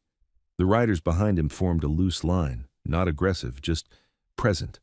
Rain pinged off helmets, water ran down patches. Calder stepped forward first, voice bright. "There you are," he said. "I was hoping we could speak like adults." Rourke cut in, louder. "You're causing a disturbance. You're trespassing on private property. You've got a child in your custody that isn't yours." Juno stepped up with her clipboard. "We have statements," she said, voice crisp, "from civilians who witnessed you threaten a sick woman's medication and describe a minor as collateral." Rourke's face flushed. "That's a lie." Calder smiled wider, too calm. "Words get twisted," he said, "in stressful moments. But I'm glad you brought paperwork. Because I have paperwork too." He tapped the glass door behind him, where a printed notice was taped at eye level. "No trespassing. Private property. Violators will be prosecuted." Mace glanced at it like it was a child's drawing. "You want to prosecute?" he said. "Go ahead." Calder's eyes narrowed. "I will," he replied. "But first I want my documents back, the ones your men stole." Mace nodded slightly toward Bear, who stepped forward holding a sealed envelope. "You want documents?" Mace asked. Calder's eyes lit with satisfaction. "Finally." Bear didn't hand the envelope to Calder. He handed it to Pierce, who had arrived behind the patrol cars and now stood there looking like he hadn't slept. Pierce blinked. "Why me?" "Chain of custody," Mace said. "If you're a cop, act like one." Calder's smile faltered for the first time. "Pierce, don't play games," he warned quietly. Pierce's jaw tightened. He took the envelope anyway, eyes flicking from Calder to Rourke. "What is this?" he asked. Mace replied, "Evidence." Rourke stepped closer, voice hard. "You're not turning this into an investigation, not with bikers running around pretending they're law." Juno held out her clipboard toward Pierce. "These are witness statements," she said. "Nora from Lulu's Diner, Frank Mullins, 2 truckers, a mother and her teenage son. They all heard collateral. They all saw Deputy Rourke shove a civilian and withhold medication." Pierce looked at the papers and didn't reach for them, not yet, but his eyes read, and reading was the first betrayal. Calder leaned in, umbrella tilted so his face stayed dry. "Officer," he said gently, "you don't want to be the man who sides with outsiders over your own." Pierce swallowed. "I want to be the man who doesn't get sued for ignoring a kid being trafficked as debt," he said, and the words came out sharper than he meant. The air froze. Calder's smile went thin. "Trafficked is a serious word," he said. "So is collateral," Juno replied. Rourke's face shifted, anger flashing into something else. "Enough," he snapped. "We're not doing this here. You all need to leave." Mace glanced at the patrol cars. "You got a warrant?" he asked. Rourke's nostrils flared. "I don't need one to restore order." "You do if you're going to take a child," Mace said. Calder's eyes flicked, just once, to the side of the building where 2 men in hoodies stood near a back door, pretending to smoke. The same type of men who'd been in the alley. Collectors, watchers. Mace saw them too. He didn't point. He didn't call attention. He simply pulled his phone out and held it up, screen facing outward. Calder's brows pulled together. "What is that?" Mace's thumb tapped once. "It's recording," Rourke sneered. "You're recording officers? That's intimidation." Mace's voice stayed calm. It's accountability. Calder's eyes narrowed. Turn it off. Mace didn't. Say what you said last night, he told Calder, about different forms of payment. Calder's smile returned, slow and cold. You're trying to bait me, he said. Not bait, Mace replied. Truth. Calder looked at the line of bikes, the clipboard, Pierce holding an evidence envelope, civilians gathering across the street to watch. He realized attention had arrived whether he liked it or not, so he did what men like him always did when cornered. He lied, smoothly, in public. I have never, Calder said loudly, asked for a child as payment. That's absurd. Juno's pen moved. Pierce's eyes sharpened. Rourke relaxed slightly like a line had been drawn that he could stand behind. Then Calder made the mistake. He turned his head toward Rourke and said, quieter, but still picked up by the phone, Get the boy, and this ends. The words landed in the rain like a gunshot. Rourke's face changed fast, too fast. I didn't, he started. Mace's thumb tapped again, saving the clip. Across the street, one of the civilians, an older man in a work jacket, whispered, Jesus, loud enough for others to hear. Calder's smile vanished. He realized what he'd just done, and the rage that flashed through him was real. He leaned toward Mace, voice low, venomous. You think a recording changes anything? He hissed. This is my town. Mace held his gaze. Not today. Calder's eyes flicked to the hoodies by the back door again. Mace followed the glance, calm. If they move, he said, still recording, you'll be on video ordering it. Calder's umbrella hand tightened. Rourke's radio crackled suddenly. A voice rushed through. Deputy, there's bikes at the trailer park. Kid's not there. Holt had moved Eli. Mace didn't react, but Calder did. His head snapped. His eyes went bright with something sharp and ugly. Rourke barked into the radio. What do you mean, not there? The voice answered, panicked. They took him. We can't see him. Calder's jaw clenched so hard it looked like it hurt. He took one step toward Rourke, whispering furiously, and even without hearing the words, Mace knew the message. Fix it now. Mace kept the phone up, capturing the whole thing. Rourke looked at Pierce, then at the crowd, then at the bikes, and finally at Calder. He made a decision that wasn't lawful or smart, just desperate. He turned and strode toward his cruiser, hand on his radio, shouting orders that sounded like a net being thrown over the town. Rourke didn't slam his door like a man in control. He slammed it like a man trying to keep something inside him from spilling out. His cruiser roared to life. Another patrol car lit up behind him, sirens still off, lights pulsing once, twice, then going dark again as they pulled out. Not a response. A hunt. Calder stayed on the sidewalk under his umbrella, jaw clenched watching the cars roll. He didn't have to speak. The hoodies by the back door had already peeled away, walking fast into the rain like dogs released from a leash. Across the street, civilians lingered in small knots, pretending they were waiting for buses or checking their phones. But everyone's eyes were on the same thing, the town's order moving like it had just been threatened. Mace lowered his phone and slid it back into his vest. He didn't celebrate the recording. He didn't smirk. He watched the patrol cars disappear and felt the pressure shift. Because the moment Rourke realized Eli wasn't where he expected, the deputy stopped playing defense. Juno exhaled through her nose. They're going to hit the trailer park hard, she said. They already tried, Bear muttered. Pierce stood a few feet away with the envelope still in his hand, rainwater dripping off his hat brim. His face looked tight, like the word collateral had lodged in his throat and wouldn't move. Mace glanced at him. You can still do the right thing, he said. Pierce swallowed. Right thing gets you buried in paperwork, he muttered. Wrong thing gets a kid buried in a ledger, Mace replied. Pierce flinched, eyes flicking to Calder's office sign like it had become something ugly. He took one step back toward his patrol car, then stopped, trapped between reflex and conscience. Calder watched him with a look that said, Remember who feeds you. Mace made the call without raising his voice. Holt, he said into his comm. Status. Holt answered instantly, wind and rain in the background. Kid secure, moving. No address, no details, just what needed to be said. Don't stop, Mace replied. Assume every road has eyes. Holt's voice was tight. Copy. Juno leaned closer. Where'd you put him? Somewhere the town doesn't think to look first, Mace said. That was true. Holt hadn't taken Eli to the diner, not after Calder had eyes there. He hadn't taken him to the hospital, not with visitors already sniffing. He'd moved him to a place that wasn't on Calder's mental map, because Calder's map was built on debts, businesses, and fear. Holt had taken him to the only building in town that people still pretended was neutral. The old community church, one street behind the strip, brick walls, a small side room used for food drives that hadn't happened in months. The pastor was a quiet man who owed nobody anything but still owed the town his silence.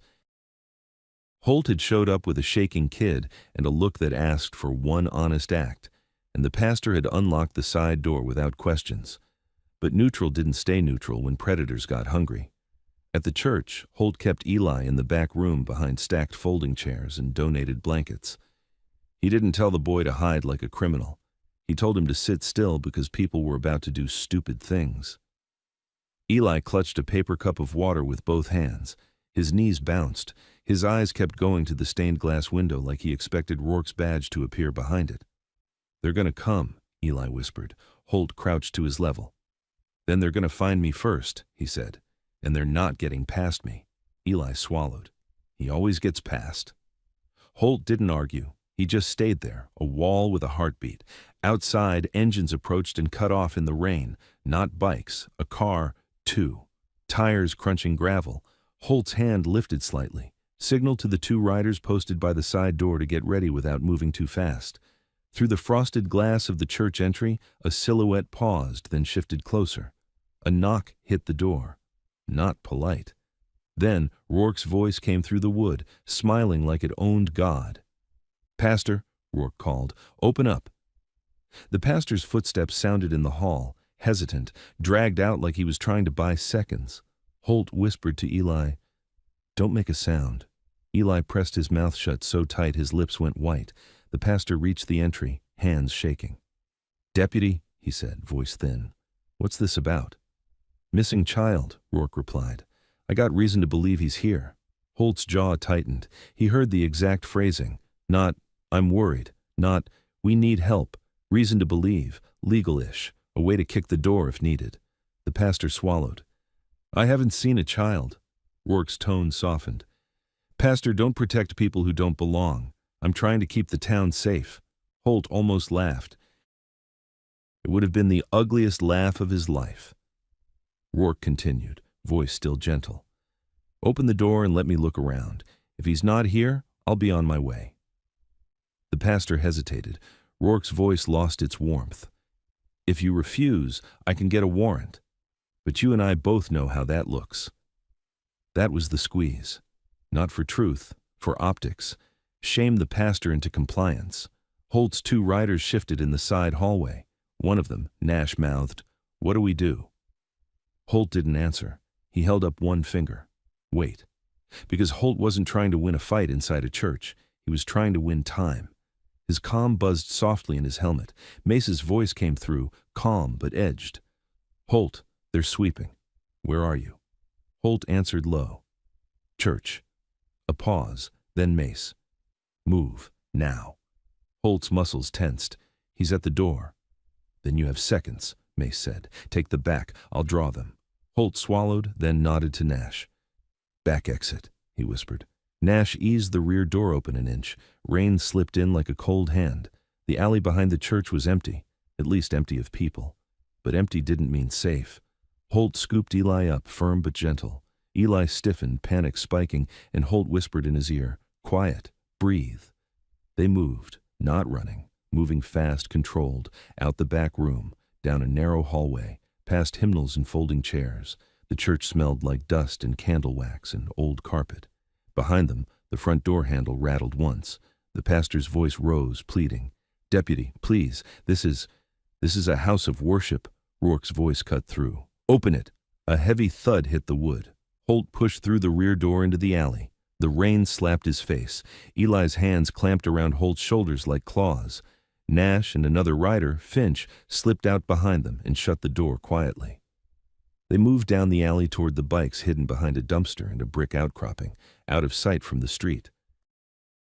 Holt set Eli on the seat of Nash's bike and shoved the spare helmet on him. Eli's breath was ragged. "Where are we going?" Somewhere they can't talk their way into, Holt said. A shout came from the front of the church, not the pastor. Rourke. Now. The church door banged again, wood groaning. Holt swung onto his bike with Eli behind him, felt the boy's arms wrap around his waist. Nash and Finch mounted too. Engines fired, quiet as possible, but even quiet engines made sound in an empty alley. They rolled out, turning onto a back street just as a patrol car swung around the corner of the church, tires hissing on wet asphalt. The patrol car's headlights found them. Rourke's radio voice exploded through the cruiser speaker, distorted but clear enough. "There! Stop them!" The patrol car surged. Holt didn't gun it. He didn't race like a stunt. He accelerated in a clean line, choosing streets that forced the cruiser to hesitate, narrow lanes, potholes, blind corners.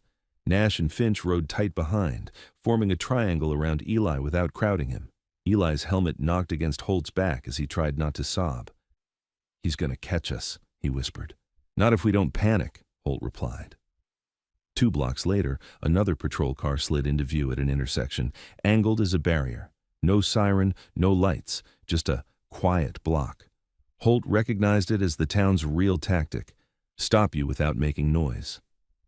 Holt took the right turn early, jumping the curb onto a strip of grass and back onto pavement, avoiding the block by inches.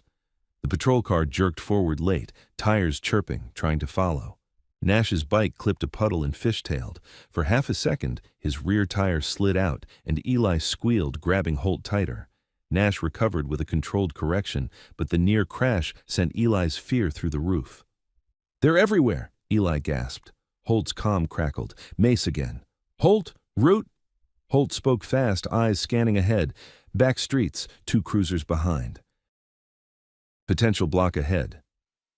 "Turn toward the river road," Mace said. "I'm placing eyes." Holt didn't ask how. He trusted that Mace had already moved pieces. They hit the edge of town where streetlights thinned and trees crowded closer. The river road ran along a dark drop, guardrails slick with rain. It was dangerous in the day. At dawn, with cops hunting, it was a knife. Holt took it anyway.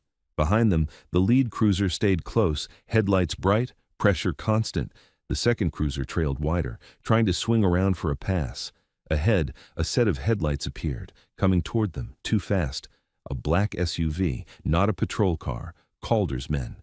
The SUV drifted across the center line, just enough to force Holt to choose: slow and get boxed, or risk the edge. Holt chose neither. He tapped his rear brake twice, signaled to Nash and Finch, then aimed for the narrow shoulder on the right, inches from the guardrail. He didn't stop.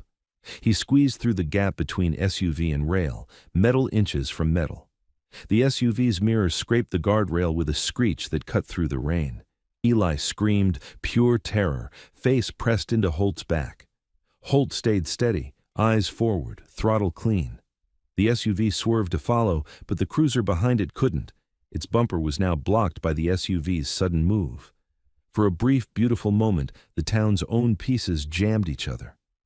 Holt took the moment and widened the gap. Nash and Finch cleared the squeeze too, Nash's handlebars barely missing the rail.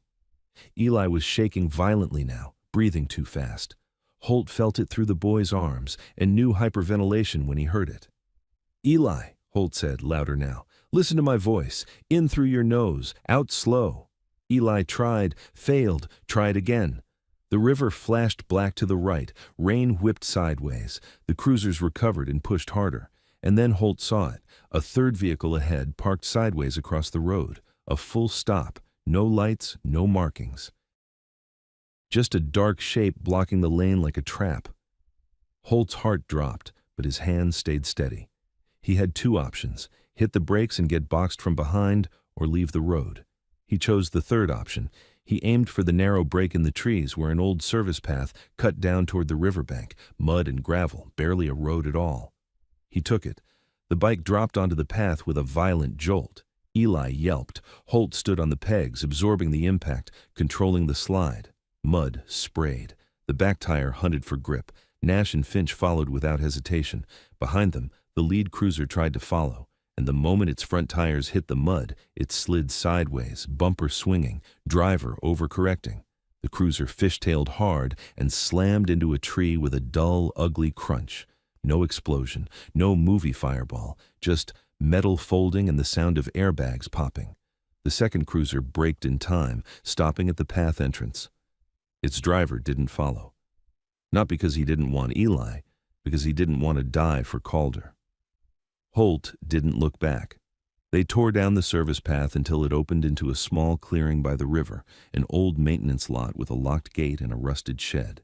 3 bikes waited there already. Mace's men, a planned handoff. Holt rolled in, cut his engine, and Eli clung to him like he didn't trust gravity anymore. Mace stepped out from under the shed roof, rain dripping off his hair. "You good?" he asked Holt. Holt nodded once. "They boxed us, SUVs too." Mace's eyes hardened. "Of course." Eli slid off the bike, legs wobbling. He ripped his helmet off and gulped air like he'd been underwater. His face was streaked with tears and rain, indistinguishable. Mace crouched in front of him, close enough to feel his shaking. "Eli," he said, "look at me." Eli's eyes snapped to his. "You just did something brave," Mace said. "Now I need something from you." Eli swallowed hard. "I don't know anything." "Yes, you do," Mace replied, voice steady. "You've been hearing things your whole life and pretending not to. Tonight you said something in the trailer, about tomorrow, about them taking people when they don't pay. Where do they take them?" Eli's lip trembled. He shook his head automatically, fear trained into him. "I can't say." Mace held his gaze. "Your mom is in a hospital bed right now because of them. You want her to ever breathe without fear again?" Eli's eyes squeezed shut. Then he blurted, voice cracking, words tumbling out like he couldn't stop them once they started. "Blue door," he gasped. "The place with the blue door by the old feed store. They said Blue Door 17, and then they laughed. And the man in the shiny truck said if Mom talks, he'll put her name in the book and take me to Blue Door." Mace went still. Holt's jaw tightened. "Feed store?" he repeated. Eli nodded hard, sobbing. And there's a light by the water tower. When it blinks twice, it means they're coming. Mom always turns off the lamp when it blinks twice." Mace's eyes lifted toward the town skyline, where the water tower stood like a watcher. He didn't say thank you. He didn't make it a moment. He stood, already moving, and his voice turned into orders.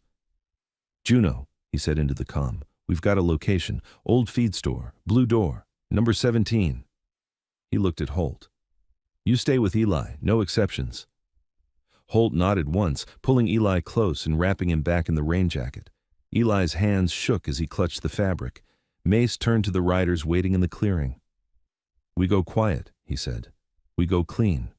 We document everything." Rain hammered the shed roof. In the distance, far back up the service path, an engine idled. Someone had stopped at the entrance, not coming down, watching. Mace didn't look away from the direction of town.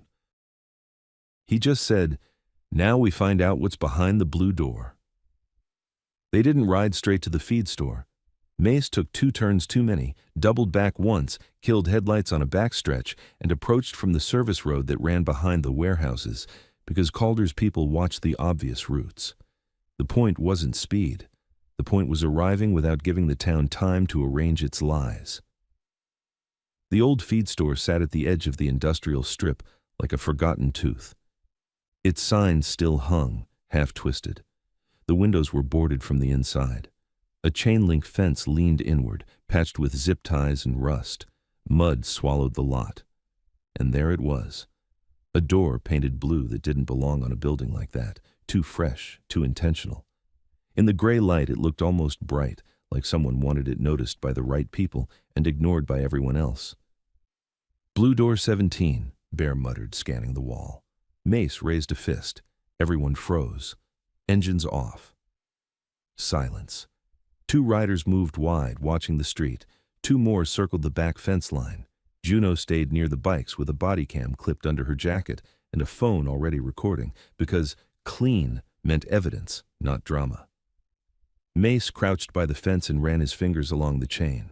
Fresh oil on a link, recent, used often. "Someone's here," Holt's voice came through Mace's comm from wherever he was keeping Eli. "Any update?" Mace didn't answer Holt. He didn't want his focus split. He clicked once in acknowledgement and cut the line. He nodded to Smitty. Smitty slid a small bolt cutter from his saddlebag, wrapped the jaws in cloth to muffle the snap, and clipped the chain low. The fence sagged open without a sound that would carry. They moved through, not a charge, a quiet flow. The air smelled wrong, grain dust, diesel, and something chemical under it. The ground by the blue door was packed down, scuffed by repeated foot traffic. On the wall beside the door, a cheap security camera pointed outward, but it wasn't wired. A dummy. A warning, not a system. Mace looked at it and felt his stomach tighten. People who install fake cameras don't want to stop you. They want you to know you're seen. He put a hand on the blue door. The paint was tacky, newly redone. He didn't twist the handle. He listened. At first, just the rain. Then, faintly, voices. A man laughed low. Another voice answered, sharper, annoyed, and under it all, a quiet sound, like someone shifting weight on a hard surface. Mace backed off a half step and looked at Juno. "Record?" he murmured. Juno raised her phone slightly. "Rolling." Mace nodded. Then he looked at Bear, who held a small flashlight with red film over the lens, and at Nash, who carried zip ties, not weapons, not threats, containment. Mace spoke once, barely above breath. "On my count." He grabbed the handle and turned. The door opened. A wave of stale air poured out, old feed dust, sweat, bleach, and something sour. Inside, a narrow corridor ran 10 feet to a wider room. A single bulb dangled from the ceiling, casting hard shadows. 3 men were inside, 2 in hoodies, same posture as the collectors, hands low, confident, and 1 older man in a clean coat with a clipboard, perched on a folding chair like he was supervising livestock. On the table beside him, a ledger book, open, pen uncapped. On the floor near the back wall, a teenage girl, wrists zip-tied, knees drawn up, face streaked with grime. Her eyes snapped up, wide and unfocused, then locked onto Mace like she couldn't decide if this was rescue or another trick. One hoodie stood so fast his chair scraped. "Who the—" Bear's light flicked on, red glow catching faces. Mace stepped in without raising his voice. "Hands," he said, "now." The clipboard man's mouth opened, then shut again. His eyes darted toward the door, as if expecting Rourke to burst in and save him. No one did. The hoodie on the right took a step toward the back, reaching behind a shelf. Mace's voice sharpened. "Don't!" The hoodie hesitated, then made the mistake of thinking hesitation looked weak. He lunged. Bear moved first, fast, controlled. He caught the man's wrist, redirected his momentum into the wall, and pinned him there. Not a beating, a stop. Nash stepped in and zip-tied the man's wrists before he could even finish swearing. The second hoodie froze. His eyes flicked from Bear to Mace to the door like he was weighing escape. Smitty, already behind him, pressed a forearm lightly into his shoulder and guided him down onto his knees. "Don't make it hard," Smitty said, almost bored. The man went down. The clipboard man tried to stand. "This is private property," he stammered, voice high. "You can't— I'm calling—" "Call," Juno said, stepping in with her phone held up. "Say it out loud. Tell them what you're doing here." The clipboard man's face went pale. He looked at the girl on the floor like she was furniture, then back at the camera and swallowed. Mace walked past him and crouched near the girl. He kept his hands visible. "Hey," he said softly. "What's your name?" The girl blinked hard. "Lila," she whispered, and the whisper sounded like it cost her. Mace's throat tightened. "How long have you been here, Lila?" Her eyes flicked to the ledger on the table. 2 nights, she said. "Maybe 3. They keep the lights off." Juno's voice was steady as steel. "Are you hurt?" Lila nodded once, small. "They said my dad didn't pay." Mace felt something cold settle behind his ribs. Not rage yet. Focus. He looked at the clipboard man. "What's your name?" The man lifted his hand slightly as if surrendering. I'm just processing," he said quickly. "I don't touch anyone. I just do paperwork." "You write names in a book while kids sit on the floor," Mace said. The man's eyes darted to the open ledger. Mace stood and walked to the table. He didn't flip pages dramatically. He read what was already open: names, amounts, dates, extension fees, late penalties, and next to some names, a mark in the margin, small, like a code. One of the codes read BD17, Blue Door 17. Juno leaned in, filming the page. "Got it." Mace looked around the room. Shelves of feed bags, but behind them, a second door, metal, heavier, with a padlock. Scratches around the lock like it had been forced before. Mace pointed. What's behind that? The clipboard man shook his head too fast. Storage. Open it, Mace said. I don't have the key. Bear's hand pressed the tied hoodie's head gently down toward the floor. He does, Bear said. The hoodie on the floor spat. Go to hell. Bear didn't hit him. He simply reached into the man's pocket and pulled out a ring of keys. One was painted blue. Mace took the keys, stepped to the metal door, and tried the blue key. It fit. He turned it, and the padlock clicked open with a sound that felt too loud in the small room. Mace pulled the door open. The smell hit first. Stale sweat, urine, cheap disinfectant trying and failing to hide it. A cramped room beyond held 2 folding chairs, a mattress on the floor, and a small table with a cheap camera tripod. Not filming for the internet, filming for control. A corner shelf held plastic bags with personal items, wallets, phones, a child's hairbrush, a pink backpack, and on the wall, a corkboard with printed photos and handwritten amounts beneath them. A catalog. Juno's breath caught. She didn't look away. She filmed everything. Lila started crying, small, broken sounds, as if seeing the room proved she wasn't crazy. That's where they take you, she whispered. That's where they make you call. Mace shut his eyes for half a second and opened them again. Who's they? He asked, voice controlled. Lila's eyes flicked toward the clipboard man. Calder, she whispered, and the deputy. They said the deputy keeps it quiet. The clipboard man's voice cracked. That's not... Mace cut him off. How many? He asked. The clipboard man shook his head. I don't know. Juno stepped closer, phone still raised. You wrote the codes, she said. You know. The man's mouth trembled. He looked like he wanted to faint. It's not just this room, he whispered. Mace's eyes narrowed. Where else? The man swallowed. There are other doors, other numbers. Mace didn't have time to drag the truth out like a confession. He needed a location list before Calder wiped it. He stepped to the corkboard and read the header card pinned at the top. It wasn't a name. It was a route. A list of addresses, coded in a way meant to look like delivery notes. Bear was already photographing every inch. Smitty's comm buzzed in his helmet. He listened, then looked at Mace. We've got movement, he said low. Multiple vehicles coming fast, Rourke's units, and that black SUV. Calder wasn't staying in his office anymore. He was coming to clean up. Mace's mind snapped into sequence. Juno, he said, send these files to the cloud, now, multiple backups.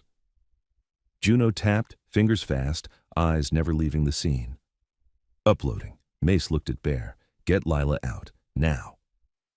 Bear crouched and cut Lila's zip ties carefully, hands gentle. Lila flinched at the sound, then sagged when her wrists freed. Can you walk? Bear asked. Lila nodded, shaky. Mace looked at the clipboard man. You're coming too. The man's eyes widened. I'm not. You're a witness, Mace said. Or you're a corpse when Calder gets here to erase you. Choose. That landed. The clipboard man's face drained. He nodded once, terrified. Outside, through the boarded window cracks, headlights swept the lot. Engines, doors slamming, shouts carried faintly through rain. Mace's riders tightened their positions instinctively, but Mace lifted a hand. No hero moves, he said. We leave clean. They moved fast, filing out the blue door into the gray rain, guiding Lila between 2 riders like a shield.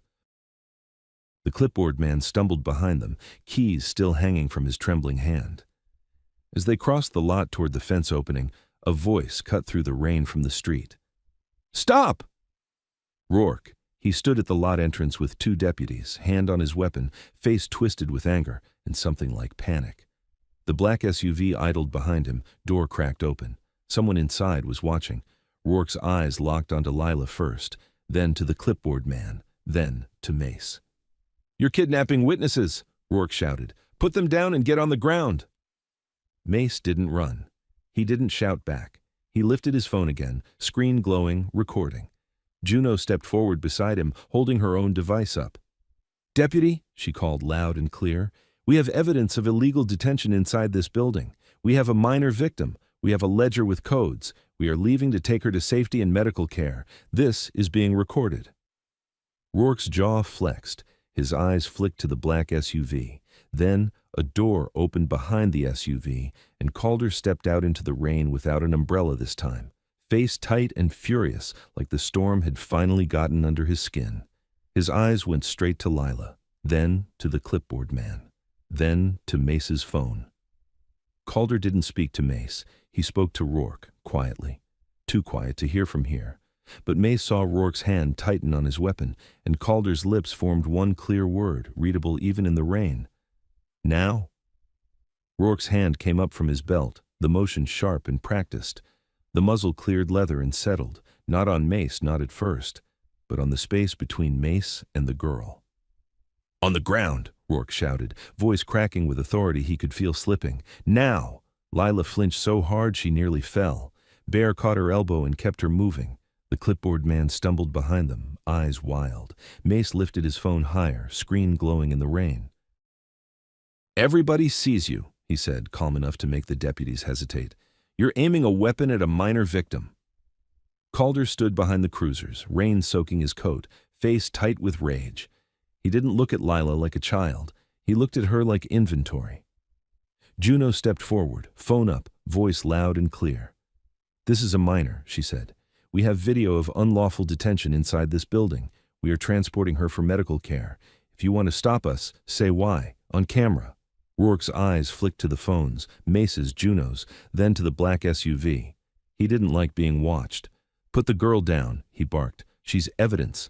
"She's a person," Juno snapped back. Calder took one step forward, voice low but venomous.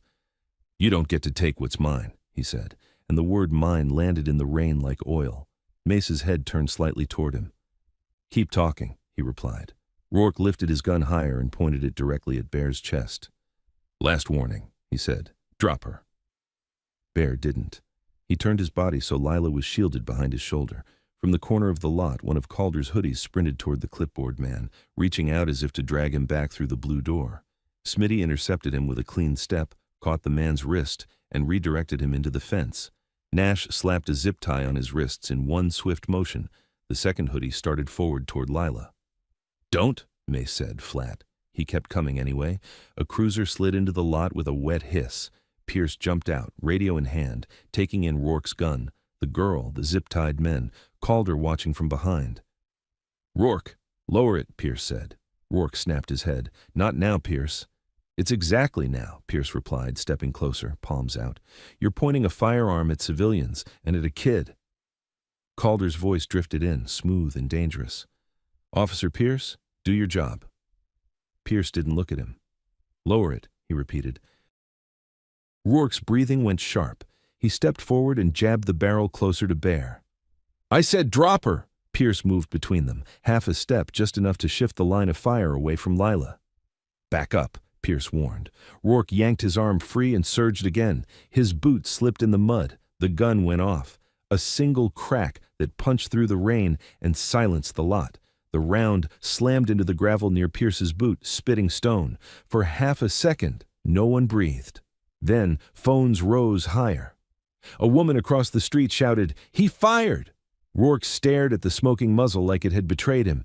Mace didn't move toward him. He just said, loud enough for every recording, "Accidental discharge. Deputy fired. Timestamp it." Juno's voice followed instantly.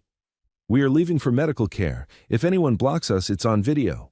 Calder snapped something toward the SUV, and the engine revved, angling to cut off the fence gap. Two riders rolled their bikes into the narrow path and stopped sideways. They didn't ram. They just became an obstacle the SUV couldn't cross without committing murder on camera. Bear and the others slipped through the opening. Mace backed through last, still recording, eyes never leaving Calder. "You can't erase what you already said," he told him. Calder's mouth tightened. "You think this town will testify?" he hissed. Mace nodded toward the phones in the crowd. "Not anymore." As the bike started in staggered bursts, Pierce's voice cut through behind them. "Rourke, holster it, now!" Mace turned his head just enough to meet Pierce's eyes. Pierce's hand was shaking around his radio. His face said, "I saw it." Mace reached into his vest, pulled out a small memory card holder, and flicked it underhand. It landed at Pierce's boots with a soft click. "Copy everything," Mace called. "Then decide who you are." Nash took Lila on the back, wrapping her in a spare jacket and placing his helmet on her head. She shook, hands clamped around his waist. The clipboard man was put on Smitty's bike, wedged between two riders so he couldn't bolt. Mace keyed his comm. "Holt," he said, "they're escalating. Keep Eli moved and quiet." Holt's reply came tight. "Rourke just put out a missing child call. He's framing it as kidnapping. Road units are checking parking lots." Mace's stomach tightened. "Copy," he said. "Stay off main roads." They split directions. The black SUV picked the wrong group to tail and lost them in the back lanes. 10 minutes later, they reached Lulu's diner, now half awake, lights on, coffee brewing. Nora stood at the window the moment she heard the bikes, face pale but steady. Frank hovered behind her like a man who wished he could rewind his own cruelty. Mace dismounted and nodded to Nora. "We need your back room." Nora didn't ask why. She unlocked it. Lila was seated on a chair with a blanket over her shoulders. Nora poured hot tea with trembling hands. Lila stared at the cup like she didn't trust warmth anymore. Juno crouched beside her. "We're going to get you to a doctor," she said, "but I need your father's name." "Mark Davis," Lila whispered. Juno wrote it down, then looked to the clipboard man. "Your name?" His throat bobbed. "Elliot Crane," he whispered. Juno didn't react to the excuse. "How many doors, Elliot?" Crane's eyes flicked to the diner wall, to a framed Little League photo like it might protect him. "I don't know all of them," he said. "Calder keeps the list. He changes them." "Who moves the victims?" Bear asked. Crane's voice thinned. "Rourke, and two guys who used to do repo work." Frank's face drained. "Jesus," he whispered. Juno snapped her fingers lightly.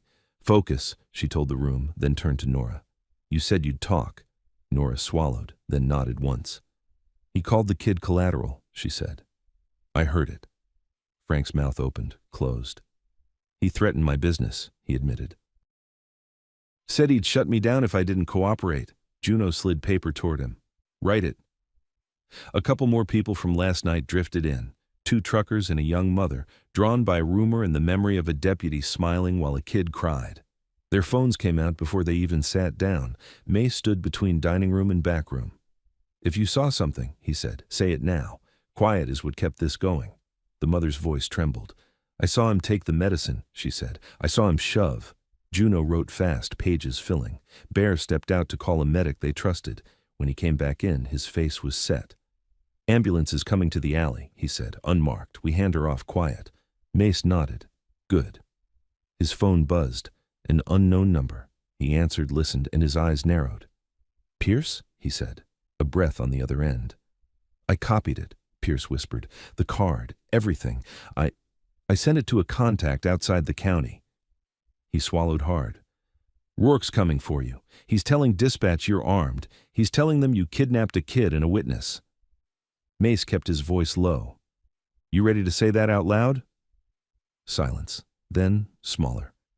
"Not yet." Mace didn't insult him. "Then keep breathing," he said. "And keep your copy safe." He ended the call and looked at Juno. "State has files," he said. "Pierce too. Calder can't bury it." Juno's jaw tightened. "He can still hurt people." "He'll try," Mace said. Mace stepped into the front dining area and looked out through the rain-streaked glass. A cruiser rolled slowly down the strip, scanning. His comm buzzed. "Holt again." "They're asking questions about you," Holt said. "Rourke's telling people you took a kid for ransom." "Eli stays invisible," Mace replied. "I'll fix the narrative." He ended the call and turned back. "Everyone keeps recording," he said to the room. "If he walks in here, he does it under lights." Chairs scraped as people repositioned to see the door. Somebody killed the diner's music. The bell above the entrance suddenly felt too loud, like it could give them away. Nora's hands shook, but she nodded. Frank swallowed and straightened his apron like it was armor. Outside, the cruiser at the end of the strip slowed again, and this time, it stopped. Its lights flashed once. The driver's door opened, and Deputy Rourke stepped out, heading straight for the diner. The bell above Lulu's door rang once, bright and innocent, and every person inside flinched like it was a gunshot. Deputy Rourke stepped in with rain on his shoulders and a smile that didn't belong in a place that served pancakes. He didn't burst in screaming. He didn't rush. He strolled, slow, letting the badge lead the room like a threat that didn't have to raise its voice. Behind him, 2 uniforms hovered near the entrance, not charging, just present. and outside, through the glass, another cruiser idled with its lights off, angled so anyone trying to leave would have to be seen. Rourke's eyes swept the diner, taking inventory. Bikers near the walls, civilians clustered too tight, phones held a little too steady, Nora pale behind the counter, Frank stiff as a board. Then his gaze landed on Mace. "There you are," Rourke said warmly, like he'd come to return a lost wallet. "We need to talk." Mace didn't move from his spot between the dining room and the back hall. He didn't block the door. He didn't cross into Rourke's space. He simply held position the way a bridge holds a river. "Talk," Mace said. Rourke's smile widened. "Not in front of everybody," he replied. "This is law enforcement business." Nora's voice cut through, shaking but audible. "Deputy, everything you say is being recorded." Rourke's eyes flicked to her. For a fraction of a second, the smile slipped, then returned. "Nora," he said gently, "go back to work." Nora didn't move. Frank cleared his throat, trying to sound brave and failing. He took medicine from a sick woman last night," Frank blurted, then immediately looked like he regretted it. The room went still. A couple customers in booths raised their phones higher. Rourke turned toward Frank slowly, smile still on. "Frank," he said, "you sure you want to insert yourself into an ongoing case?" Frank's Adam's apple bobbed. "I'm sure," he forced out, voice thin. Rourke nodded like he respected courage. "Great," he said. "Then you can say it again at the station." Juno stepped out from the back hall with her clipboard in one hand and her phone up in the other. She didn't raise her voice. She didn't need to. "We already have written statements," she said. "Multiple witnesses, time-stamped, with names." Rourke's eyes hardened. "Who are you?" "Someone who documents," Juno replied. "Something you seem allergic to." Rourke took a step forward. One of his deputies shifted, hand hovering near his belt. Mace's tone stayed even. "You're here without a warrant," he said. "You're here to intimidate." Rourke laughed softly. "Warrant?" he repeated. "I don't need a warrant to retrieve a missing child." That word hit the room like smoke. The young mother in a booth stiffened.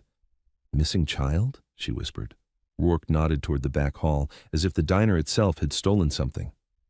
"Eli," he said louder, performing for the room now. 6 years old, removed from his legal guardian by a group of men who have no right to him." Nora's hand slammed the counter once, hard enough to rattle cups. She startled herself but didn't back down. "You called him collateral," she said, voice breaking into anger. "I heard it." Rourke's smile didn't reach his eyes. "Nora," he said, "you're emotional." Juno stepped forward and held up her phone. "We also have video," she said. "From outside Calder Financial. Calder told you to get the boy and this ends. It's recorded." One of the deputies near the door blinked, confusion flickering. "Deputy?" Rourke snapped his head toward him, and the deputy went quiet immediately. Rank reasserted itself. Rourke looked back at Mace. "You've got a girl in your custody too," he said. "A witness, which means you're obstructing." Mace didn't deny it. "We rescued her from a locked room," he said. "You can call it custody if you want. Most people call it saving." Rourke's smile finally thinned to nothing. "Bring her out," he said. "Now." "She's being transferred for medical care," Juno replied. Quietly. Rourke's eyes flicked to the side window where he could see the alley access. He'd already anticipated it. Mace saw that glance and knew the diner wasn't the only stage right now. The alley mattered. He keyed his comm without looking down. "Bear," he said softly. "Move." A click in his ear, no words back. Rourke took another step. His voice lowered, dropping the performance and bringing the real threat closer. "You think your little recordings protect you," he murmured, "but I can bury you in charges before lunch: trespass, kidnapping, assault, obstruction." Mace held his gaze. "Do it," he said. Rourke's eyes tightened, frustrated by the lack of fear. "Where's the child?" Mace didn't answer. Rourke's jaw flexed, then he turned his head slightly toward his deputies. "Search the back," he ordered. Nora's voice jumped. "You can't." Rourke cut her off. "Watch me." The two deputies moved toward the back hall. Holt wasn't here. Eli wasn't here. Mace had made sure. But the back room held Lila, the clipboard man, the statements, everything Calder wanted gone. Juno stepped in their path, clipboard held like a shield. "You do not enter without a warrant," she said, clear and loud, "and every one of you is being recorded." One deputy hesitated, the other kept moving, eyes locked ahead like a man following orders because thinking was risky. Mace didn't touch them. He didn't block with his body. He let the civilians do what the town had forgotten it could do. The trucker with the gray beard stood up from his booth, phone raised. "You come back there," he said, voice rough. "You're going to do it on camera. I'm sending it to my daughter in the state office right now." The young mother stood too, trembling. "I'm recording," she said, "and I already sent last night's clip to my sister." Frank swallowed hard and stepped out from behind the counter, putting himself between the deputy and the hall. "No," he said, voice shaking. "Not this time." Rourke's eyes flashed. For a second the diner became something else. Not a room of silent people, a room of witnesses. Rourke realized it at the same time Mace did. He couldn't drag people through the hall without making the story worse. So he changed tactics. He stepped back, smile returning like a blade sliding into a sheath. "Fine," he said brightly. "If you won't cooperate, I'll do it the right way." He pulled his radio and spoke into it, voice steady, official. "Dispatch Stark County units to Lulu's. I need assistance. Potential kidnapping situation. Multiple suspects." That was the net. Outside, a distant siren began to rise, one at first, then another, faint but approaching, stacking like pressure. Nora's face drained. "He's calling the whole county," she whispered. Juno's jaw tightened. "And Calder will use it to wipe the office," she murmured. Mace's comm buzzed. "Holt." His voice came tight through the static. "They're sweeping roads for Eli," Holt said. "And, Mace, the water tower light just blinked twice. Eli's code, the signal." Mace's eyes lifted to the diner window, to the gray skyline where the water tower stood beyond the strip. 2 blinks meant collectors were moving. It meant Calder wasn't just playing paperwork now, he was deploying. Mace looked at Juno once, and she understood immediately. The diner was about to become a trap. Screens, sirens, bodies, and in the middle of it all, a deputy who would love nothing more than to discover a biker with a kid and call it justice. Mace's voice stayed calm. "We leave," he said quietly. Juno's eyes widened. "Now?" Mace nodded. "Now. We don't give him the scene." Rourke watched their faces change and smiled, sensing motion. "That's right," he said. "Run. Makes you look guilty." Mace didn't argue. He turned to the room, voice low but carrying. "If he asks you anything," he said, "you tell the truth you already wrote down, and you keep your copies." The trucker nodded once. The mother nodded too, trembling. Nora's voice cracked. "What about the girl?" Mace keyed his comm again. "Bear's moving her," he said. "She's not staying here." As if on cue, the alley door at the back of the diner opened a fraction, just enough for a shadow to pass through. No one in the dining room noticed except Mace, Juno, and Rourke. Rourke noticed. His eyes snapped to the hall, and the smile vanished. He lunged toward the back. Mace moved at the same instant, not to tackle, not to punch. He stepped into Rourke's path, shoulder to shoulder, and stopped him with nothing but position. Rourke's breath hit Mace's face. "Get out of my way," he hissed. Mace's voice dropped. "You don't get her back." Rourke's hand slammed into Mace's chest, shoving hard. Mace rocked back half a step, then planted again. Phones caught it. The shove, the aggression, the deputy losing control in a diner full of witnesses.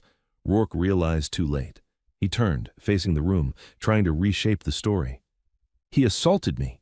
"Liar," Frank said, voice loud and raw. "You shoved him." The word liar hung in the air like a break in the spell. Outside, the first siren hit the end of the strip, getting closer fast. Rourke's eyes flicked to the window. He heard the backup coming and felt power returning. He leaned toward Mace one last time, voice low enough only Mace could hear. "You can't protect him forever," he whispered, "and when I find him, I'm going to make sure he pays for tonight." Mace held his gaze. "He already did," he said. Then Mace stepped back, turned, and walked toward the side exit with Juno, calm as if they were leaving after breakfast. Rourke watched them go, smile creeping back. He thought he had them. He didn't see the bigger trap forming, because traps feel like control right up until the moment they snap shut. The bell over the door rang again as another cruiser pulled into the lot, lights flashing bright, and in that same moment, Pierce's voice came through Mace's comm, tight, urgent, shaken. "Mace," Pierce said, "state's on the line. They just asked me one question." Mace didn't stop walking. What question? Pierce swallowed audibly. They asked if Deputy Rourke fired his weapon today. Pierce's words hit like a switch flipping somewhere far above their heads. Mace, Pierce repeated, voice tight in the calm. State's on the line. They asked if Deputy Rourke fired his weapon today. Mace didn't slow as he walked through the rain behind Lulu's, Juno beside him, 2 riders shadowing them without crowding. Sirens were stacking now, county units pouring into the strip like water into a sink. He answered Pierce with one sentence. Yes. A beat of silence on the line, then Pierce again, breathing hard. They want it in writing. They want the video. You have it, Mace said. Send it, now. Juno's fingers were already moving on her phone, not panicked, efficient. She uploaded the diner recordings, the blue door footage, the ledger photos, the clip of Calder telling Rourke to get the boy, and the shot fired into the gravel. Multiple destinations, multiple backups, too many copies for a small-town cleanup. Behind the diner, Bear's bike rolled in with Lila tucked close, helmet on, blanket wrapped around her shoulders. Her eyes looked different now, still scared, but no longer confused about what had happened to her. She understood it was real, and that meant she could name it. We're going, Bear said. Where? Lila's voice was small. A hospital that isn't owned by your nightmares, Juno replied, and then state protection. Lila nodded once like she didn't trust promises, but she trusted movement. Mace keyed his calm. Holt, he said, bring Eli, not to the diner, straight to the meet point. Holt answered immediately, wind in the background. Copy, he's with me. Any tails? Mace asked. 2 cars tried, Holt said. We lost them, but the water tower blinked twice again. Mace's jaw tightened. They're sweeping. Move faster. They reached the edge of the lot where 3 bikes waited, engines already warm. No parade, no lineup, just a transfer point. Juno looked at Mace. If county rolls you, they'll charge you before they ask questions. Let them try, Mace said, but his eyes were on the road. The goal wasn't bravado. The goal was to get the last vulnerable pieces out, Lila, Eli, and Crane, before Calder could reclaim them. Crane stumbled out of the diner's back door between 2 riders, face gray, hands shaking so badly he could barely walk. He wasn't a hero. He was a man who'd realized he was disposable. State will eat you alive, Juno told him, blunt. Crane nodded, swallowing hard. Better than Calder, he whispered. That was the truth of it. Calder didn't forgive mistakes. He erased them. A cruiser screeched into the diner lot, tires spitting water. Rourke was inside, no siren, lights flashing bright now, performing urgency. 2 more cruisers followed. Mace saw him through the glass and knew Rourke would come out hunting a headline. Move, Mace said, and the riders moved. Bear rolled first with Lila. Another rider followed with Crane. Mace and Juno went last, carving out through the back service lane, cutting away from the strip before the county could close the net. At the meet point, a gravel pull-off near the river road, the handoff was waiting. A state vehicle and a medic contact they trusted, not local, not bought. The medic checked Lila's wrists, her face, her breathing. Lila flinched at touch, then steadied when she realized nobody was forcing her to smile or speak. Name? The medic asked softly. Lila Davis, she said, clearer than before. My dad's Mark. Juno handed over the written name, the timestamp, and the photo of BD-17 in the ledger. She's a victim, Juno said. Not evidence, not leverage. The state driver's eyes were hard. We'll take her. Lila's hands clutched the blanket. She looked at Mace once, not thankful, not dramatic, just trying to understand what kind of adults existed in the world. Mace nodded once. You're safe now, he said. Lila didn't smile. She simply got into the vehicle, and the door shut with a final clean sound. Crane tried to back away like he wanted to run in any direction. 2 state agents stepped out and took him by the arm, not rough, not gentle, just firm. You're coming too, one said. You'll tell it once, and then you'll tell it again. Crane's eyes darted to Mace. They'll kill me, he whispered. You already knew that, Mace replied. That's why you came. Crane's shoulders sagged. He nodded, and he got in. The state vehicle pulled away. 2 minutes later, Holt arrived with Eli. The boy was strapped behind Holt, helmet too big, hands locked around Holt's waist. When Holt stopped, Eli didn't let go right away. He stared at the river like it could swallow him. Mace walked to him and crouched. Eli's voice trembled. "Are they still coming?" "Not to you," Mace said. "Not anymore." Eli's eyes were red, rimmed with exhaustion. "They always come back." Mace didn't lie. "They try," he said, "but now they have to do it in daylight." Eli swallowed. "Mom?" Jax's voice came through Mace's calm, quiet, controlled. "Hospital says she's stable. State's placing a guard. Calder's name is already on a desk that isn't in this county." Eli's shoulders shook once, and he pressed his forehead into Holt's jacket like his body finally ran out of fear fuel. Juno exhaled, looking at her phone as it pinged with confirmations. Uploads received, files downloaded, contacts opened. Pierce called again. This time, he wasn't whispering. "I told them," Pierce said, voice strained. "I told State he fired. I sent the clip. They're dispatching investigators. And Mace, Rourke just got pulled off the road. Another unit stopped him." A pause, then Pierce added, smaller. "Rourke's screaming my name." Mace closed his eyes for half a beat. "Keep your head down," he said, "and keep your copy safe." Calder didn't get arrested in that exact minute. Men like Calder rarely fall fast. They fall when there are too many hands holding the rope. But the rope was finally there. Back in town, county units flooded Lulu's, and Rourke tried to turn it into a story about bikers and kidnapping. Then, State called the sheriff directly. Then, the sheriff got the time-stamped dispatcher audio. Then, the video of the shot fired hit a screen. Then, witness statements started arriving from phones that didn't belong to the town anymore. And when the state investigators arrived, they didn't start with Mace. They started with the blue door. They walked into BD-17 with warrants and cameras and gloves. They opened the metal room. They photographed the corkboard. They bagged the tripod. They took the ledger like it was poison. Calder's office got sealed before lunch. Rourke tried to resign before he could be suspended. It didn't work. Resigning doesn't delete video. Within days, Marla woke up in a hospital bed with a guard outside her door and a social worker sitting quietly in a chair, offering real options instead of threats. When she asked where Eli was, she didn't get a lecture. She got him.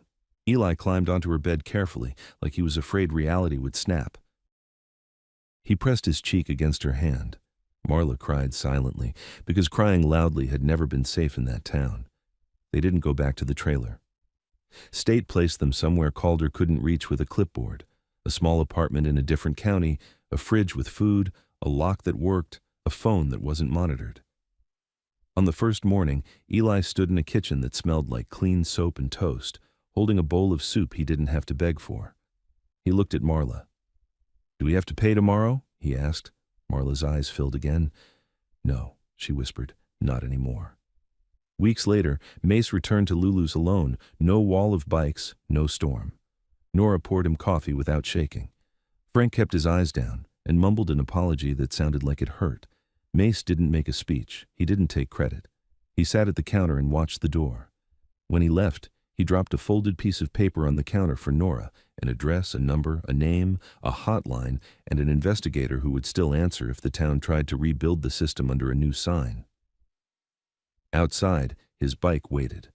As he put on his helmet, his sleeve rode up, and the thin scar near his mouth pulled slightly, an old memory trying to tug him backward. He looked at his wrist for a second, and for the first time, he let himself remember why Eli's bracelet and that tiny brass ring had hit him like a punch. Because years ago, long before this town, long before Lulu's, someone else had worn a ring with that same stamp, someone he hadn't been able to save.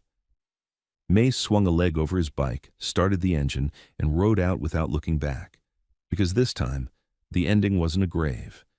It was a boy eating soup in a kitchen where tomorrow finally meant something real.